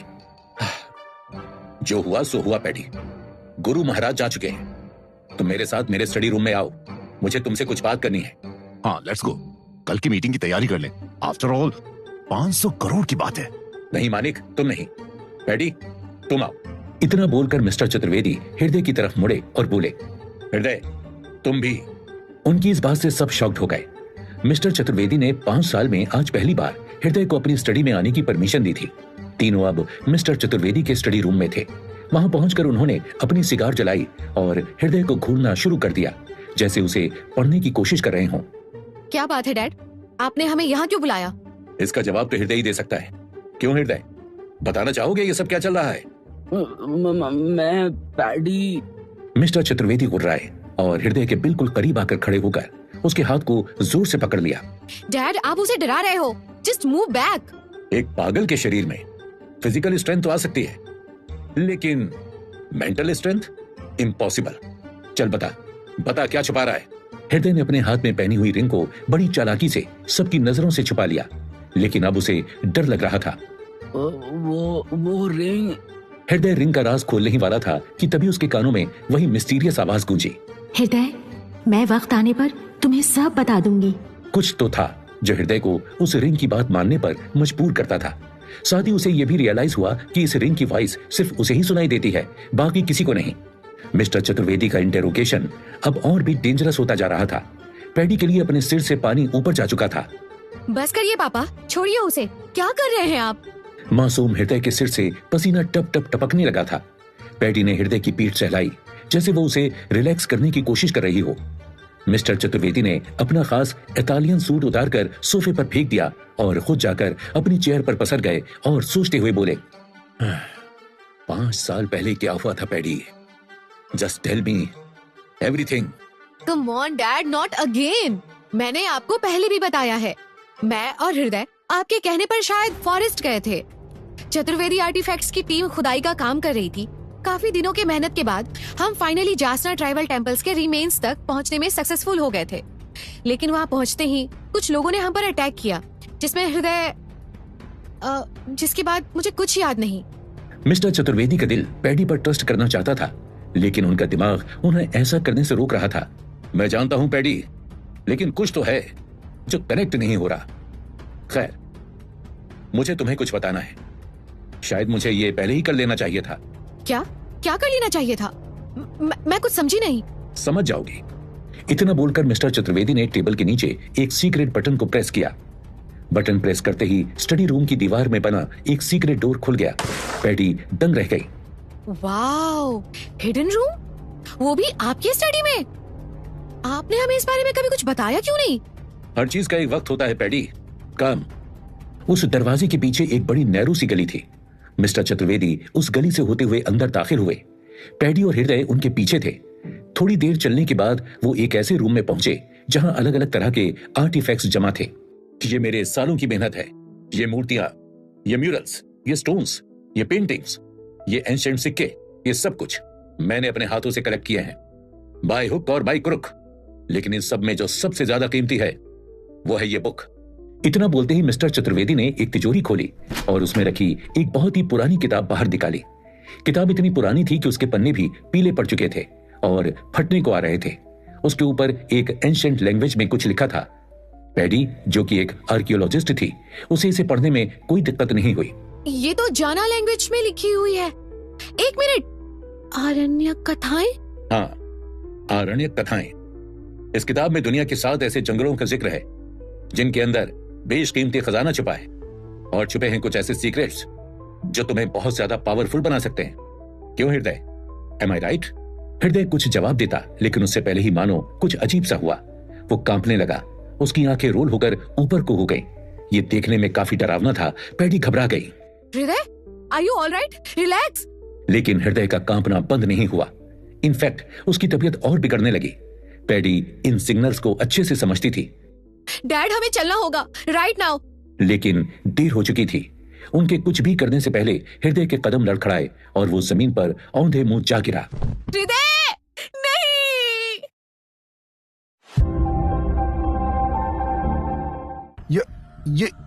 यह ऐसे क्या हो रहा? पता नहीं पापा। I told you not to do this. इसकी पूरी बॉडी शिवर हो रही है।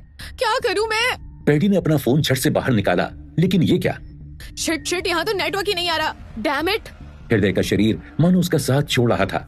आंखें खुली होते हुए भी बंद थीं, लेकिन उसका दिल और दिमाग उसे एक अलग ही सिनेमा दिखा रहा था। शायद्री के उन जंगलों में 5 साल पुराना एक फ्लैशबैक। बारिश का मौसम, खूबसूरती ऐसी कि स्वर्ग भी शर्मा जाए।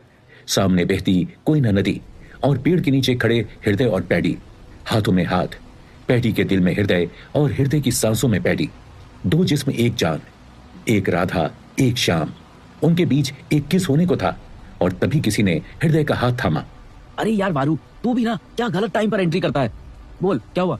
वारू एक 7 साल का मासूम ट्राइबल बच्चा जो इन्हीं जंगलों में रहता था। बड़ी बड़ी मासूम आंखें और घुंघराले काले बाल, और आगे के 4 दांत टूटे हुए। वारू ने अपनी उंगली का इशारा आसमान की तरफ किया। भैया, होता शाम, फिर मदद नहीं, ओके? हृदय और पैडी वारू की मासूमियत पर मुस्कुरा पड़े। पैडी ने उसके सिर पर हाथ फेरा और बोली, थैंक यू वारू, तुमने हमारी बहुत हेल्प की है। आई एम ट्रूली थैंकफुल कि तुम हमें यहाँ तक लेकर आए। तभी हृदय बोल पड़ा, ये थैंक यू बाद में कर लेना पैडी, पहले अंदर तो चलो। इसने बोला ना, होता शाम पर फिर मदद नहीं। हृदय ने पैडी का हाथ थामा और तेज कदमों से आगे बढ़ने लगा। वारू, जो शायद पैडी के अफेक्शन को महसूस करना चाहता था, मुरझा सा गया। लेकिन अगले ही पल वो फिर से मुस्कुराता हुआ हृदय और पैडी के साथ चल पड़ा, एक गाइड बनकर। फास्ट चलो भैया, होता शाम, फिर मदद नहीं। हृदय ने पैडी की तरफ देखते हुए प्यार से आंख मारी और बोला, बड़ी अच्छी इंग्लिश बोलने लगा है तुम्हारा ये छोटू दोस्त। हाँ तो आखिर सिखाया किसने है? लेकिन एक बात तो है, साले ने किस नहीं होने दी। पैडी झेंप गई। बस करो हृदय, बच्चा है वो। क्या तुम भी? और फिर तुम्हें ही तो मंदिर जाना है। मैं तो बोलती हूँ लेट्स ड्रॉप इट यार, आराम से कल टीम के साथ आ जाएंगे।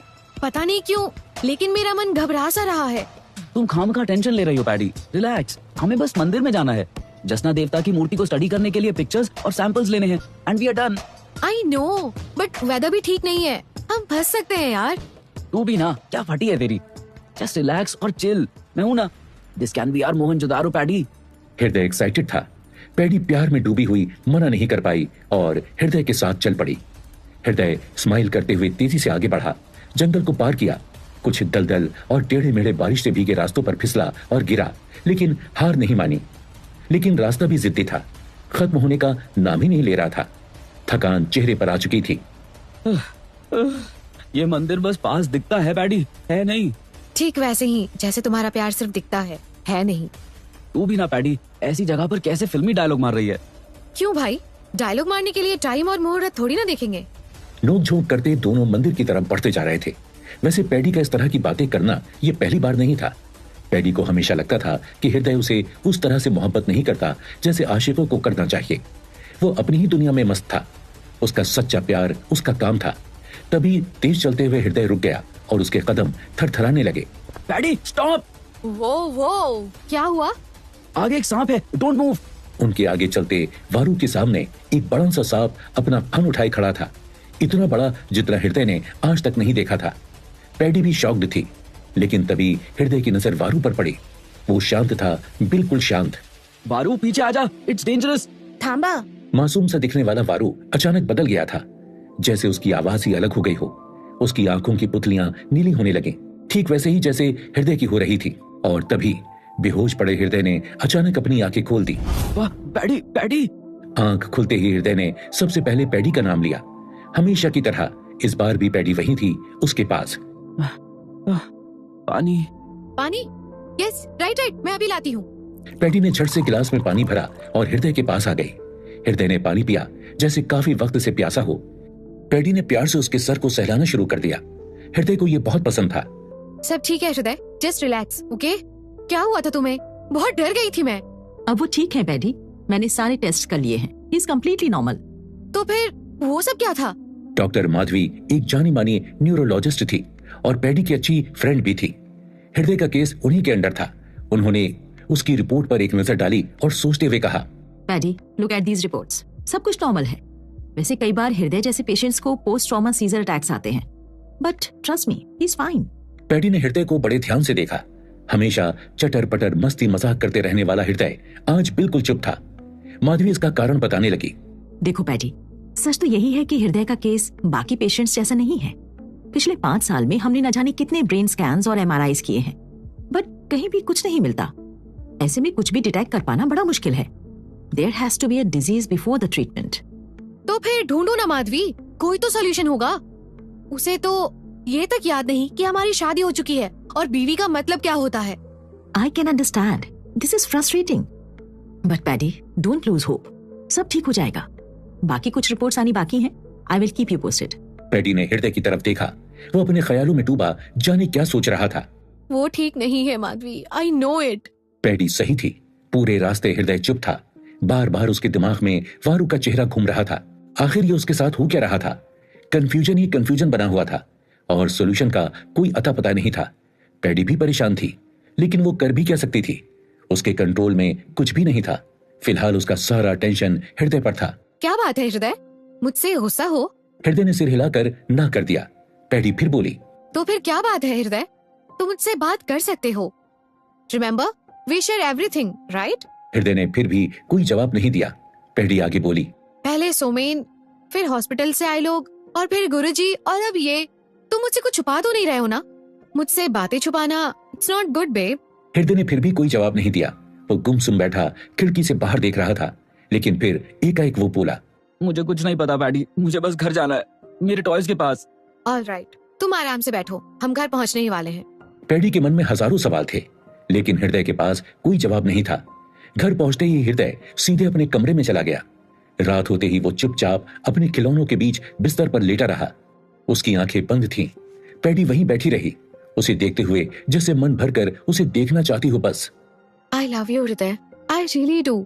मुझे नहीं पता मेरा फैसला सही है या गलत, लेकिन सोमेन की डील के अलावा कोई और रास्ता नहीं था।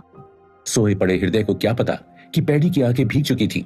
अगर ये पहले वाला हृदय होता तो वो उसके आंसू पोंछता, लेकिन वो बीती बात थी। आज सिचुएशन कुछ और थी। लेकिन तभी हृदय ने अपनी आंखें खोली। वो डरा हुआ लग रहा था। हृदय, क्या हुआ? तुम सोई नहीं? सब ठीक है बेब? पानी चाहिए? हृदय उठकर बिस्तर पर बैठ गया। उसने चारों तरफ देखा, फिर कुछ सोचते हुए कहा, मुझे तुम्हें कुछ बताना है पैडी। पैडी ने जल्दी से आंसू पोंछे और ध्यान से सुनने के लिए आगे बढ़ी कि तभी इस वक्त कौन आ सकता है? 1 मिनट, कम इन। दरवाजा खुला और मिस्टर चतुर्वेदी अंदर दाखिल हुए। उनके अंदर आते ही हृदय ने अपनी आंखें बंद कर ली और वापस से सोने की एक्टिंग करने लगा। पैडी, अंदर आ जाऊं? ये या क्या बात है, आप इस वक्त यहाँ? मिस्टर चतुर्वेदी ने हृदय की तरफ देखा। उन्होंने एक गहरी सांस ली और पैडी से बोले, कैसी है तबीयत अभी? ठीक है, he is all right. Madhavi ने क्या बोला? फिर से वही बातें। पापा, स्कैन्स नॉर्मल है, टेस्ट ओके हैं, कोई डिजीज नहीं, वगैरह वगैरह। छोड़ो। पैडी जानती थी कि इतनी रात गए उसके पापा यहाँ सिर्फ हृदय का अपडेट लेने तो नहीं आए थे। आप बताओ, कोई खास बात? अब नहीं, वो बस ऐसे ही। ऐसा लग रहा था जैसे मिस्टर चतुर्वेदी को पैडी से बात करने के लिए हिम्मत की जरूरत थी। उन्होंने एक सिगार निकाली, लेकिन जलाने से पहले ही पैडी ने उन्हें रोक दिया। हृदय की नींद खराब होने का रिस्क था। यह मुश्किल काम मिस्टर चतुर्वेदी को बिना अपनी सिगार के ही करना था। वो धीरे से बोले, तुम चाहो तो कल सोमेन के साथ डील से बैकआउट कर सकती हो पैडी। बैकआउट? मैं कुछ समझी नहीं, ये अचानक से? पैडी ने अपना सवाल पूरा नहीं किया, लेकिन चतुर्वेदी साहब को समझ पूरा आ गया। देखो बेटा, मुझे नहीं फर्क पड़ता कि दुनिया क्या सोचती है, पर तुम क्या सोचती हो इससे फर्क पड़ता है। पापा, बात को घुमाइए मत, साफ साफ बोलिए, क्या बात है? मैं नहीं चाहता कि तुम ये सोचो कि हमने तुम्हें एक डील की वजह से बेच दिया। This is not who I am. Paddy को अपने पापा की सिचुएशन अब थोड़ी थोड़ी समझ आने लगी थी। उनकी बात वैसे गलत नहीं थी। वो कभी भी इतने अच्छे फादर नहीं थे। बिजनेस और उनका आर्ट इफेक्ट्स को लेकर पैशन, यही उनकी जिंदगी थी। लेकिन आज पैडी को बिजनेसमैन रघु चतुर्वेदी के अंदर एक बाप दिखाई दे रहा था। आप अच्छे हो या बुरे, क्या फर्क पड़ता है? The deal is on. 300 crore की डेप्ट के बदले पैडी और सोमेन की शादी? Sounds like a plan to me. Please Paddy, तुम जानती हो चतुर्वेदी आर्टिफैक्ट्स पर 300 करोड़ का डेप्ट है। बैंक्स हमारे पीछे हैं। हमने महीनों से अपने एम्प्लॉयज को सैलरी तक नहीं दी है। मैं क्या करूं? आप कुछ मत करो पापा, कहीं ना कहीं इन सब के लिए मैं भी रिस्पॉन्सिबल हूँ। ना मैंने जसना टेम्पल प्रोजेक्ट लेने की जिद की होती, ना हम इतने बड़े लॉस में आते, और ना ही हृदय की ये हालत होती। मिस्टर चतुर्वेदी ने प्यार से पैडी के सिर पर हाथ फेरा, मानो कहने के लिए उनके पास कुछ बचा ही नहीं था। गिल्ट कैसा महसूस होता है, ये बात मिस्टर चतुर्वेदी अच्छे से जानते थे, लेकिन शायद वो पैडी से कुछ और भी जानना चाहते थे। मैंने सुना है कि तुमने सोमेन के सामने कुछ कंडीशंस रखी हैं। क्या तुम? पापा, जस्ट लीव इट, ओके? मैंने हाँ बोल दिया है, अब मैं पीछे नहीं हट सकती। हृदय बहुत मुश्किल से सोया है, मुझे भी सोना है। मिस्टर चतुर्वेदी ने अपना सवाल पूरा नहीं किया और कुछ सोचते हुए कमरे से बाहर निकलने लगे, लेकिन तभी पैडी ने पीछे से आवाज लगाकर उन्हें रोका। हॉस्पिटल में फोन करके हृदय और मेरी मदद के लिए थैंक्स। पापा, कभी कभी आप मेरे अच्छे पापा बन जाते हो। मिस्टर चतुर्वेदी मुस्कुराए और कमरे से बाहर चले गए। उनके जाते ही पैडी ने दरवाजा बंद किया और हृदय के पास आकर बैठ गई। हृदय, बेब, तुम कुछ बताने वाले थे ना? हृदय? उसने हृदय को जगाने की कोशिश की, लेकिन हृदय सोता रहा। पैडी ने उसके सिर पर प्यार से हाथ फेरा। Good night babe. I hope कि प्रोजेक्ट आरण्यक हम दोनों की लाइफ से जुड़े उन सारे सवालों का जवाब दे पाएगा जिन्हें ढूंढते हुए हम दोनों को 5 साल हो गए। वही पूरी रात पैडी सोई नहीं। मन में यादों का पिटारा एक के बाद एक किस्से उसे याद दिलाता रहा। आंखों में आंसू आते रहे, उसके भी और हृदय के भी, क्योंकि हृदय भी उस रात सो नहीं पाया था। पैडी और मिस्टर चतुर्वेदी की बातों से उसे यह जरूर समझ आ गया था कि शायद उसकी पैडी अब उसकी नहीं रहेगी। अगली सुबह सोलोरा इंफ्रा हेडक्वार्टर्स के बोर्ड रूम में काफी चहल पहल थी। बाहर हल्की बारिश हो रही थी। दूर से आती ट्रैफिक की हलचल और अंदर बैठे पैडी, मैनी और मिस्टर चतुर्वेदी, उनके लिए आज का दिन बहुत इंपॉर्टेंट था। तभी चतुर्वेदी जी का ध्यान पैडी पर गया। पैडी, आई होप तुमने सब कुछ सोच लिया है। पैडी न जाने किस ख्याल में खोई थी। पता नहीं पापा, मुझे बस ये मीटिंग खत्म करके हृदय के पास जाना है। सुबह से ही उसे फीवर है। पैडी ने अपना फोन निकाला और नौकर का नंबर डायल किया। हेलो मीना, हर आधे घंटे पर हृदय का टेम्परेचर चेक करते रहना। पैडी कुछ और बात करती कि तभी मैनी ने उसका फोन हाथ से छीनकर ऑफ कर दिया। What the hell is this, many? मेरा फोन दो। उस पागल की बात मत करिएगा पद्मनी जी, पहले ये मीटिंग खत्म कर लें। पैडी को बहुत गुस्सा आया। उसने जबरदस्ती मैनी के हाथ से अपना फोन छीन लिया। ये बता, तूने सुमित से क्या बोला? ये कैसी डील है जिसके टर्म्स एंड कंडीशन हमें पता ही नहीं है? ना सोमेन कुछ बता रहा है ना तुम। इतनी क्या सीक्रेट डील चल रही है मैडम? पैडी ने बिना नजर उठाए लैपटॉप स्क्रीन पर कुछ टाइप किया, फिर एक सड़ी हुई नजर मैनी पर डाली। उसकी आवाज शांत लेकिन सख्त थी। मैनी, फर्स्ट ऑफ ऑल तुम चतुर्वेदी आर्टिफैक्ट्स के सीईओ हो, मेरी लाइफ के नहीं। So keep your nose out of it, okay? और दूसरी बात, यूं बात बात पर बंदरों जैसा उछलना बंद करो। जैसे ही एग्रीमेंट साइन होंगे तुम्हें मेरे टर्म्स एंड कंडीशन के बारे में भी पता चल जाएगा। पैडी के तीखे तेवर मैनी को जोर से चुभे। वो अपना समूह लेकर बैठ गया। तभी दरवाजा खुला। सोलोरा इंफ्रा के एमडी विक्टर डिसूजा कमरे में दाखिल हुआ। उसके पीछे सोमेन आहलूवालिया भी था। हेलो गाइस, आप लोगों को वेट करवाने के लिए सॉरी। वो हमारी एक दूसरी मीटिंग। सोमेन ने विक्टर को अपनी बात पूरी नहीं करने दिया। सॉरी मत बोल विक्टर, ऐसे वर्ड्स की आदत मत लगाओ इन्हें। Hello mister Chaturvedi. Hello Manik. I am butterfly. Mind your language mister Somen. मैं आपकी जस्ट अ मिनट पैडी, कोई बात नहीं। विक्टर ब्रो, ये सब चलता रहता है। Hello Somen bro, what's up? Bro नहीं, मिस्टर विक्टर एम्ब्रोज और मिस्टर सोमेन आहलूवालिया। विक्टर के तेवर बड़े तीखे थे। मिस्टर चतुर्वेदी ने मनिक को चुप रहने का इशारा किया और पैडी की तरफ देखते हुए बोले, यू आर राइट विक्टर, मनिक की तरफ से मैं माफी मांगता हूं। वैसे हमारी साइड से Paddy, I mean miss Padmini talks lead करेगी। I hope that's all right gentleman. ये आपने सोमेन आहलूवालिया के दिल की बात बोली है। मिस्टर चतुर्वेदी, कम से कम इसी बहाने मीटिंग तो मजेदार रहेगी। क्या कहती हो पैडी? सोमेन का घमंड उसके हर वर्ड में झलक रहा था। पैडी ने उसकी बात का कोई जवाब नहीं दिया और विक्टर की तरफ देखते हुए बोली, mister Victor, can we start? आपके लेट आने की वजह से हम पहले ही लेट हो चुके हैं। विक्टर ने स्क्रीन की ओर इशारा किया। स्क्रीन पर प्रोजेक्ट आरण्यक लिखा था। विक्टर ने रिमोट में बटन दबाया और देखते ही देखते एक वर्ल्ड मैप खुला, जिसके साथ 7 एक्सकवेशन साइट्स की तस्वीरें थी, जिनमें से एक जसना टेम्पल प्रोजेक्ट भी था। सो लेडीज एंड जेंटलमैन, आप सबका यहाँ आने के लिए thank you. I am quite glad that आप लोगों ने इस प्रोजेक्ट में इंटरेस्ट दिखाया। This is bigger than you could have thought. Now without any further delay, I present Somen आहलूवालिया's ब्रेन चाइल्ड प्रोजेक्ट आरण्यक, हमारा लेटेस्ट वेंचर जो हम सबकी जिंदगी बदल कर। ये सब तो ठीक है, पर मुझे एक बात समझ नहीं आ रही। इस प्रोजेक्ट्स के लिए कई और कंपनियां आपके साथ काम करने के लिए बेताब रहती, वो भी हमसे कम रेट्स में। फिर भी हम ही क्यों? कोई ऐसी बात तो नहीं जो आप हमसे छुपा रहे हो? She is right. क्या आप लोग कोई स्पेशल आर्टिफैक्ट्स, स्ट्रक्चर्स या किसी लॉस्ट सिविलाइजेशन के सबूत तलाश रहे हैं? इंटरेस्टिंग। इसका जवाब हाँ भी है और नहीं भी।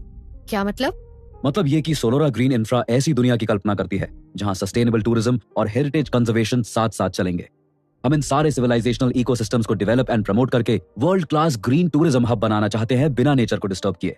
ये अपने आप में ही एक यूनिक प्रोजेक्ट होगा जहां हम दुनिया के 7 सबसे घने और खतरनाक जंगल्स में एक्सपर्ट्स की मदद से उन फॉरेस्ट की मिस्ट्री को सिर्फ अप्रिशिएट ही नहीं, डिकोड भी करेंगे। और चतुर्वेदी आर्टिफैक्ट्स इसमें पुराने प्लेयर हैं।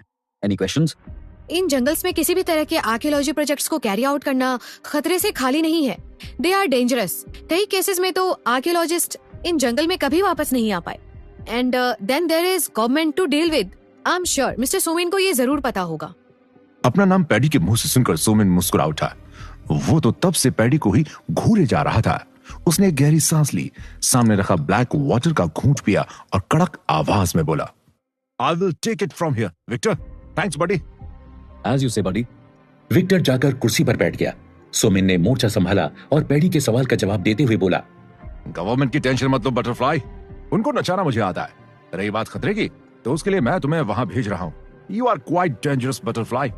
We are really thankful Somen, but I mean mister Somen, but deals कभी वन साइडेड नहीं होती। दोनों पार्टीज का फायदा हो उसे ही अच्छी डील बोलते हैं। Well, you are technically right mister Chaturvedi, लेकिन वो क्या है ना, कंपनी बंद होने के कगार पर आपकी है, हमारी नहीं। इस डील के बाद 500 करोड़ रुपए हम आपको दान में देंगे, अदर देन योर फीस। क्यों, सही कहा ना paddy? Let me remind you mister Somen, हमारे डेट चुकाकर आप हम पर कोई एहसान नहीं कर रहे। प्रोजेक्ट आरण्यक के लिए आपको मेरी जरूरत है। मेरे अलावा जसना के टेम्पल तक आज तक कोई नहीं पहुंच पाया। So you better mind your words. गोलियां दोनों तरफ से चल चुकी थी। एक तरफ सोमेन ने कमान संभाला था तो दूसरी तरफ पैडी आग उगल रही थी। और तभी पैडी का फोन बजने लगा। गाइस एक्सक्यूज मी, मुझे ये लेना होगा। इतना बोलकर पैडी ने फोन पिक किया। हेलो, हाँ, व्हाट? ये कैसे हो सकता है? तुम लोग क्या कर रहे थे? डैम इट, मैं अभी आ रही हूँ। फोन काटते ही पैडी के तेवर बदल गए थे। वो काफी घबराई हुई मालूम हो रही थी। सबकी नजर उसके ऊपर थी। I am sorry guys, we will have to do this some other day. Emergency है। सब ठीक तो है ना पैडी? किसका फोन था? डैड, हृदय घर से कहीं चला गया है, मिल नहीं रहा, मुझे जाना होगा। वहां मौजूद सभी लोग इस बात को सुनकर चौंक पड़े, कुछ खुशी से तो कुछ शौक से। लेकिन सोमेन के मन में बना सब्र नाम का बांध अब टूटने को था। वो गुर्राया, कोई नहीं जाएगा जब तक मीटिंग ओवर ना हो जाए। कोई कहीं नहीं जाएगा। Somen, try to understand. Hriday. Somen बुरी तरह झल्ला उठा। हृदय हृदय हृदय, कान पक चुके हैं मेरे उस पागल का नाम सुन सुनकर। जब देखो हृदय हृदय। देखो पैडी, बात बहुत सिंपल सी है। I like you and I want you. पर अगर तुमने आज ये डील क्लोज नहीं की तो फिर ये कभी क्लोज नहीं होगी। This is your last chance. Paddy, do what he says. हृदय यहीं कहीं होगा, मिल जाएगा। सोमेन की धमकी ने चतुर्वेदियों को सख्ते में डाल दिया था। मिस्टर चतुर्वेदी किसी भी हाल में आज इसे क्लोज करना चाहते थे। किसी को समझ नहीं आ रहा था कि पैडी अब क्या करेगी। कमरे में कुछ सेकंड के लिए सन्नाटा छा गया। पैडी ने गहरी सांस ली, फिर हल्का सा सिर हिलाया। मैं तैयार हूँ। What do you mean? जो भी है, ये प्रोजेक्ट तुम्हारा और तुम्हारी बाकी की शर्तें, जो भी, आई एम रेडी। लेकिन मेरी भी कुछ शर्तें हैं। हाँ, क्यों नहीं। एग्रीमेंट साइन करने से पहले तुम्हारी टर्म्स को भी सुन लेते हैं। कूल। सोमेन की खुशी का ठिकाना नहीं था। मिस्टर चतुर्वेदी और मैनी ने भी राहत की सांस ली। विक्टर मुस्कुराया, मानो उसे इस जीत पर पूरा भरोसा था। पैडी ने गहरी सांस ली, मानो वो टेंशन रिलीज करने के लिए ऐसा कर रही हो। ये पैडी का मोमेंट था। उसने एक एक करके अपनी सारी शर्तें गिनानी शुरू कर दी। पहली शर्त, मेरी और सोमेन की शादी तभी होगी जब मैं इस प्रोजेक्ट का पहला फेज यानी जसना टेम्पल की खुदाई पूरी करके वापस आ जाऊंगी। सोमेन की मुस्कान जरा भी फीकी नहीं पड़ी, जैसे उसे पहले से इसका अंदाजा था। उसने बस सिर हिला दिया। अब पैडी अपनी दूसरी शर्त पर आई। उसने ठहर कर सबकी ओर देखा, फिर शांत लेकिन ठोस लहजे में बोली, दूसरी शर्त, एक्सकेवेशन पूरी होने के बाद जसना टेम्पल साइट पर चतुर्वेदी आर्टिफैक्ट्स के राइट होंगे। इसका मतलब ये है कि एक्सकेवेशन से निकले आर्टिफैक्ट्स की पहली ऑक्शन का राइट हमें मिलेगा। कमरे में गहरी चुप्पी छा गई। विक्टर की आंखें हल्की सी चौड़ी हो गईं और सोमेन ने पहली बार पैडी को एक नए नजरिए से देखा। उसने हमेशा पैडी को एक आर्कियोलॉजिस्ट के रूप में देखा था, लेकिन अब उसे एहसास हुआ कि वो एक शातिर बिजनेस वुमेन भी थी। इसमें हमें काफी नुकसान हो सकता है। मैनी जो काफी देर से चुप था, उठ खड़ा हुआ और बोला, पैडी, ये थोड़ा ज्यादा है। I think 70-30 is good. Paddy को अंदाजा था कि उसकी दूसरी शर्त पर सवाल उठ सकते हैं, इसीलिए उसने प्लान बी भी रेडी रखा था। ठीक है, 70-30, पर ऑक्शन के राइट्स हमारे ही होंगे। Okay butterfly, okay as you say, मुझे मंजूर है। और तीसरी शर्त क्या है? तीसरी और सबसे इम्पोर्टेंट शर्त, हृदय इस प्रोजेक्ट में मेरे साथ जाएगा। पूरा कमरा मानो सुन्न पड़ गया। मैनी चेयर से उछल पड़ा। मिस्टर चतुर्वेदी ने भौहें चढ़ाई, जबकि सोमेन के चेहरे पर फैली लंबी मुस्कान अब सिकुड़ कर गायब हो गई। हृदय, तुम ठीक तो हो? तुम उसे एक्सपीडिशन में शामिल करना चाहती हो? हाँ, वो एक ट्रेंड आर्कियोलॉजिस्ट रह चुका है। जसना मंदिर का रूट उसी ने ढूंढा था। अगर तुम लोग चाहते हो कि हम मंदिर तक पहुंच सके तो उसका होना जरूरी है। अरे पैडी, लेकिन वो पागल किस काम का? उसे तो कुछ याद भी नहीं। अगर एक बार और तुमने उसे पागल बोला तो मैं तुम्हारा मुंह तोड़ दूंगी। मैनी, पैडी की धमकी ने सबको शांत कर दिया था। वो दोबारा बोली, उसकी सारी जिम्मेदारी मेरी है। आप लोगों को उसके बारे में सोचने की जरूरत नहीं है। लेकिन अगर मैं ये प्रोजेक्ट करूंगी तो हृदय मेरे साथ होगा, वरना the deal is of. Ring वाली आंटी, क्या पैडी सच में मुझे छोड़ के चली जाएगी? मुझ पर भरोसा करो हृदय, पैडी कभी ऐसा नहीं करेगी। वो तुमसे बहुत प्यार करती है। फिर उसने कल पापा को क्यों गलत बात की? क्या वो इस डील से मुझसे दूर हो जाएगी? उसने तो मुझसे शादी की है ना। हो सकता है कि इसके पीछे भी पैडी का कोई प्लान हो हृदय। मैं पैडी को सब बता दूंगा। मैंने उससे बातें छुपाई, इसलिए वो मुझे छोड़कर जा रही है। ये गलती मत करना हृदय, तुम जानते नहीं इसका क्या अंजाम होगा। आप चुप रहो आंटी, आपकी वजह से ही सब मुझसे नाराज हैं। पापा, मम्मी, मैनी और अब पैडी भी। लेकिन अब मैं सब ठीक करूंगा। अब मैं उसे सब कुछ सच सच बता दूंगा, बस। हाथ में अपना फेवरेट सुपर हीरो टॉय पकड़े हृदय बड़ी तेजी से सड़क पर चलता जा रहा था। मन में कई सवाल थे जिनका जवाब उसके पास खुद नहीं था। रिंग के अलावा उसके पास और कोई चारा भी नहीं था इस मुसीबत से निकलने के लिए। लेकिन तभी उसके सिर में बहुत तेज दर्द होने लगा। हृदय के कदम लड़खड़ाए। पीछे से आती एक कार उससे सिर्फ कुछ ही दूर थी। अबे अंधा है क्या? चल हट रास्ते से। हृदय मानो बस किसी तरह से कार के सामने गिरते गिरते बच गया। रिंग वाली आंटी, मेरे सिर में बहुत तेज दर्द हो रहा है। सिर पकड़कर हृदय सड़क के किनारे एक बेंच पर जाकर बैठ गया। उसके शरीर में फिर से एक अजीब करंट दौड़ने लगा। उसकी नजरें धुंधली होने लगी थीं। मुझे कुछ साफ दिखाई नहीं दे रहा। पैडी, घबराओ मत हृदय, वो वापस आ रहा है।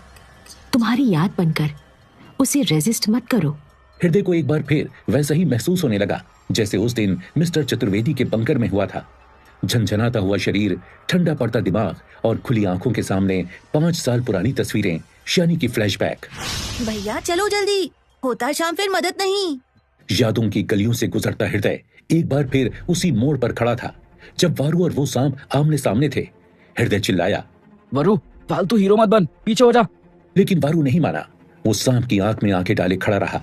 वहीं आंखें जो अब नीलम की तरह चमक रही थीं, हृदय की नजर से ये बात छुपी नहीं थी।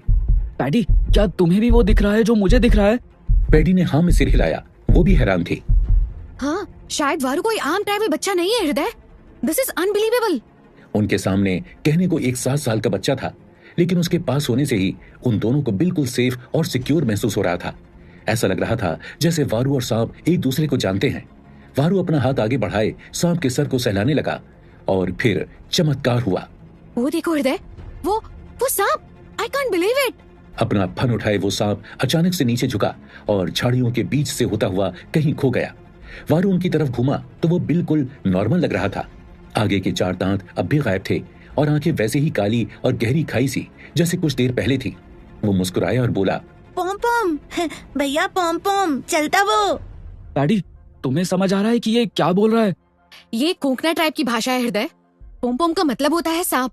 शायद वारू हमसे कहना चाहता है कि सांप चला गया, वी आर सेफ। हृदय ने समझते हुए सिर हिलाया। पैडी वारू के पास गई और उसके सामने बैठ गई जैसे वो उसे समझने की कोशिश कर रही हो। ये सब तुमने कैसे किया Varu? This is incredible. Prem pom pom, Prem दीदी। वारू ने अपना हाथ अपने सीने पर रखा। पैडी ने भी अपना हाथ वारू के सीने पर रखा। वारू मुस्कुरा पड़ा। उसने उंगली से हृदय की तरफ इशारा किया और बोला, प्रेम दीदी करता सब ठीक। पैडी वारू का इशारा समझकर मुस्कुराने लगी। ये पैडी का प्यार ही तो था जो उसे इतनी दूर तक यहाँ ले आया था। मेरी फीलिंग्स इतनी ऑब्वियस है क्या? चलता दीदी, होता शाम। हाँ हाँ, होता शाम फिर मदद नहीं, जानता हूँ, बार बार बोलता मत रहे। हृदय, बिहेव। चल भाई पैडी, आगे चलते हैं, वरना इसकी हिंदी के चक्कर में मेरी हिंदी खराब हो जाएगी। वो थोड़ी दूर और बढ़े। आगे का रास्ता अब और भी डेंजरस हो गया था। ऊबड़ खाबड़ पगडंडी पर बड़े बड़े पत्थर बिखरे पड़े थे जिन पर पैर फिसल जाने का खतरा हर कदम पर था। दोनों तरफ घनी झाड़ियां थी जिनमें से कोई भी जंगली जानवर कभी भी निकल सकता था। सहयात्री के इस गहरे जंगल का रास्ता अब एक खड़ी चढ़ाई में बदल गया था जिसके किनारे गहरी खाई थी और पहाड़ी के ऊपर था जसनाथ देवता का वो प्राचीन मंदिर जिसके लिए हृदय और पैडी यहाँ तक आए थे। बस कुछ ही देर में हम मंदिर में होंगे पैडी। We did it. मंदिर के इतने करीब पहुंचकर हृदय खुश था। उसने खुशी में पैडी को हक किया। I am so happy for you हृदय, तुम्हारी मेहनत रंग लाई। तुम्हारी नहीं, हमारी मेहनत पैडी। इतना बोल हृदय मंदिर की तरफ घूमा और आगे बढ़ने लगा। घंटों की थकान मंदिर के इतने करीब पहुंचकर छूमंतर हो गई थी। पीछे खड़ी पैडी अब भी मुस्कुरा रही थी। वो चलने को हुई ही थी कि तभी उसे एक झटका लगा। पैडी का मुस्कुराना बंद हो गया और आंखें शौक से बड़ी हो गईं और वो जोर से चिल्लाई, हृदय। हृदय ने घूम कर देखा तो अवाक रह गया। एक तीर पैडी की बॉडी के आर पार हो गया था। पैडी गिरने वाली थी। हृदय उसकी तरफ भागा। पैडी नहीं। और तभी हृदय की आंखें खुल गईं। हृदय घबराकर उठ खड़ा हुआ। सामने जंगल नहीं, बॉम्बे था। सड़क पर भागती कारें थीं, कोई सांप नहीं। हृदय पड़पड़ाया, ये सपने? पैडी नहीं, मैं पैडी को बचाऊंगा, मैं उसे कुछ नहीं होने दूंगा, कुछ भी नहीं। हृदय की घबराहट उसके चेहरे पर साफ देखी जा सकती थी। उसे समझ नहीं आ रहा था कि उसने जो कुछ भी देखा वो सच था या झूठ या महज एक सपना। उसने रिंग से फिर से एक सवाल पूछा, रिंग वाली आंटी, ये वारू कौन है? मुझे बार बार उसके सपने क्यों आ रहे हैं? मुझे ये क्या हो रहा है? पैडी को क्या हुआ? हृदय ने एक ही सांस में कई सवाल पूछ डाले, लेकिन रिंग खामोश रही। हृदय चिल्लाया, आंटी कुछ बोलो ना, वारू कौन है? पैडी को क्या हुआ? लेकिन रिंग फिर भी खामोश रही।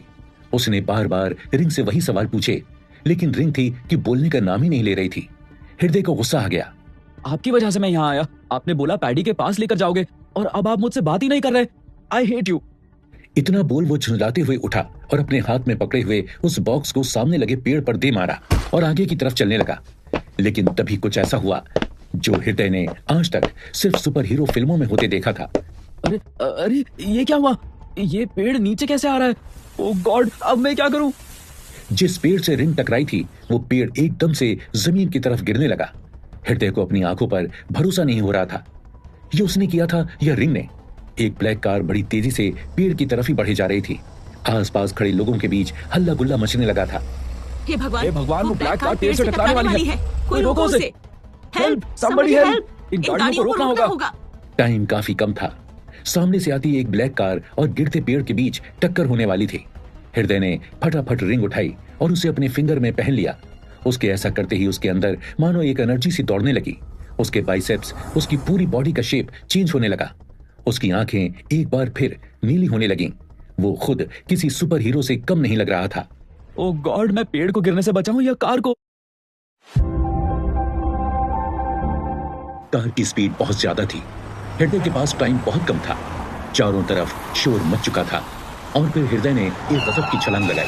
चारों तरफ सन्नाटा छा गया, मानो लोगों को अपनी आंखों देखी पर भरोसा ही नहीं हो रहा था। सड़क पर फैले उस सन्नाटे को भीड़ में मौजूद एक आम आदमी ने तोड़ा। वो लड़का वो कार के सामने कूद गया। तभी किसी और ने कहा, उसने कर दिखाया, उसने एक्सीडेंट होने से बचा लिया। देखते ही देखते वहां फैला सन्नाटा लोगों की तालियों से भर गया। भाई ये लड़का तो कमाल है, एक खरोच भी नहीं आई इसे, वाह। अरे देवा, सुपर हीरो है, सुपर हीरो। इसने इतनी स्पीड में भागती कार को अपने हाथ से रोक दिया। देखते ही देखते लोगों के फोन्स बाहर निकल गए थे। कोई इस सीन का वीडियो बनाना चाहता था तो कोई हृदय की फोटो लेने में बिजी था। लेकिन हृदय को तो इन सब से मतलब ही नहीं था। वो खुद हैरान था। ये मैंने कैसे किया? उसने इधर उधर देखा, सब उसे देख रहे थे। वो डर गया। हड़बड़ाहट में उसने अपने हाथ में पहनी रिंग निकालकर वापस अपनी जेब में रख ली। तभी उस ब्लैक कार का दरवाजा खुला। हृदय, तुम? ये पैडी थी, हृदय की पैडी। पैडी को सामने देखते ही हृदय की मुरझाई आंखों में खुशी एक बार फिर से दौड़ने लगी। लेकिन ये क्या, अगले ही पल सब कुछ धुंधला हो गया। वो लड़खड़ा गया।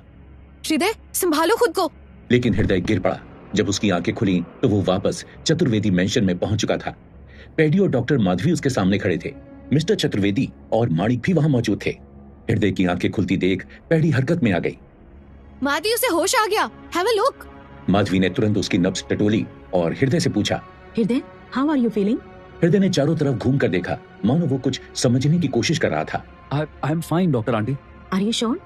तुम्हें कहीं कोई इंटरनल चोट, कहीं कोई पेन है? हृदय ने सिर ना में हिलाया। माधवी ने नोट्स लिख लिए। He is fine Paddy. मुझे नहीं लगता अभी यहाँ मेरी जरूरत है। I will take your leave. इतना बोलकर माधवी वहां से चली गई। कमरे में मौजूद बाकी लोग उसे सवालों भरी नजरों से देख रहे थे और हृदय पैडी को देख रहा था।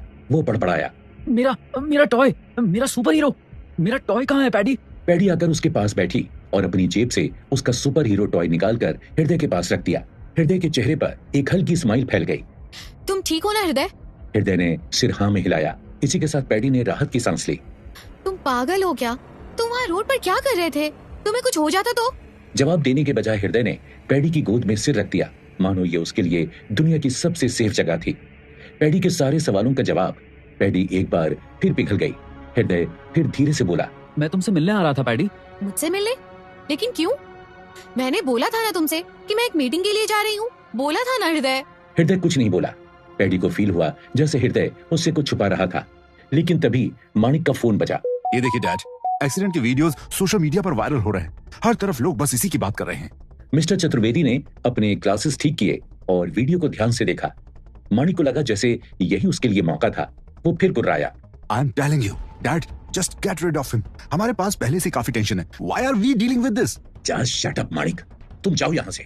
हर मीडिया हाउस, हर न्यूज चैनल पैडी से मिलना चाहता है, बात करना चाहता है।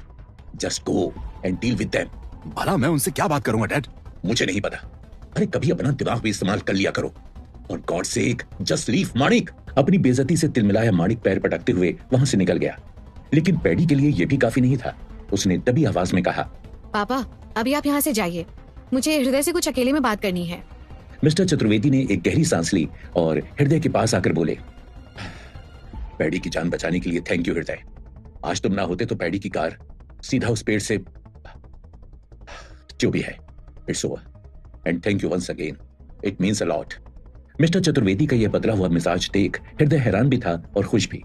उसने सिर हिलाकर मिस्टर चतुर्वेदी को एक्नॉलेज किया। वो बाहर चले गए। अब कमरे में सिर्फ पैडी और हृदय बचे थे। सबके जाते ही पैडी ने दरवाजा बंद किया और सवालों भरी नजरों से हृदय को देखते हुए बोली, क्या चल रहा है हृदय? तुम मुझसे क्या छुपा रहे हो?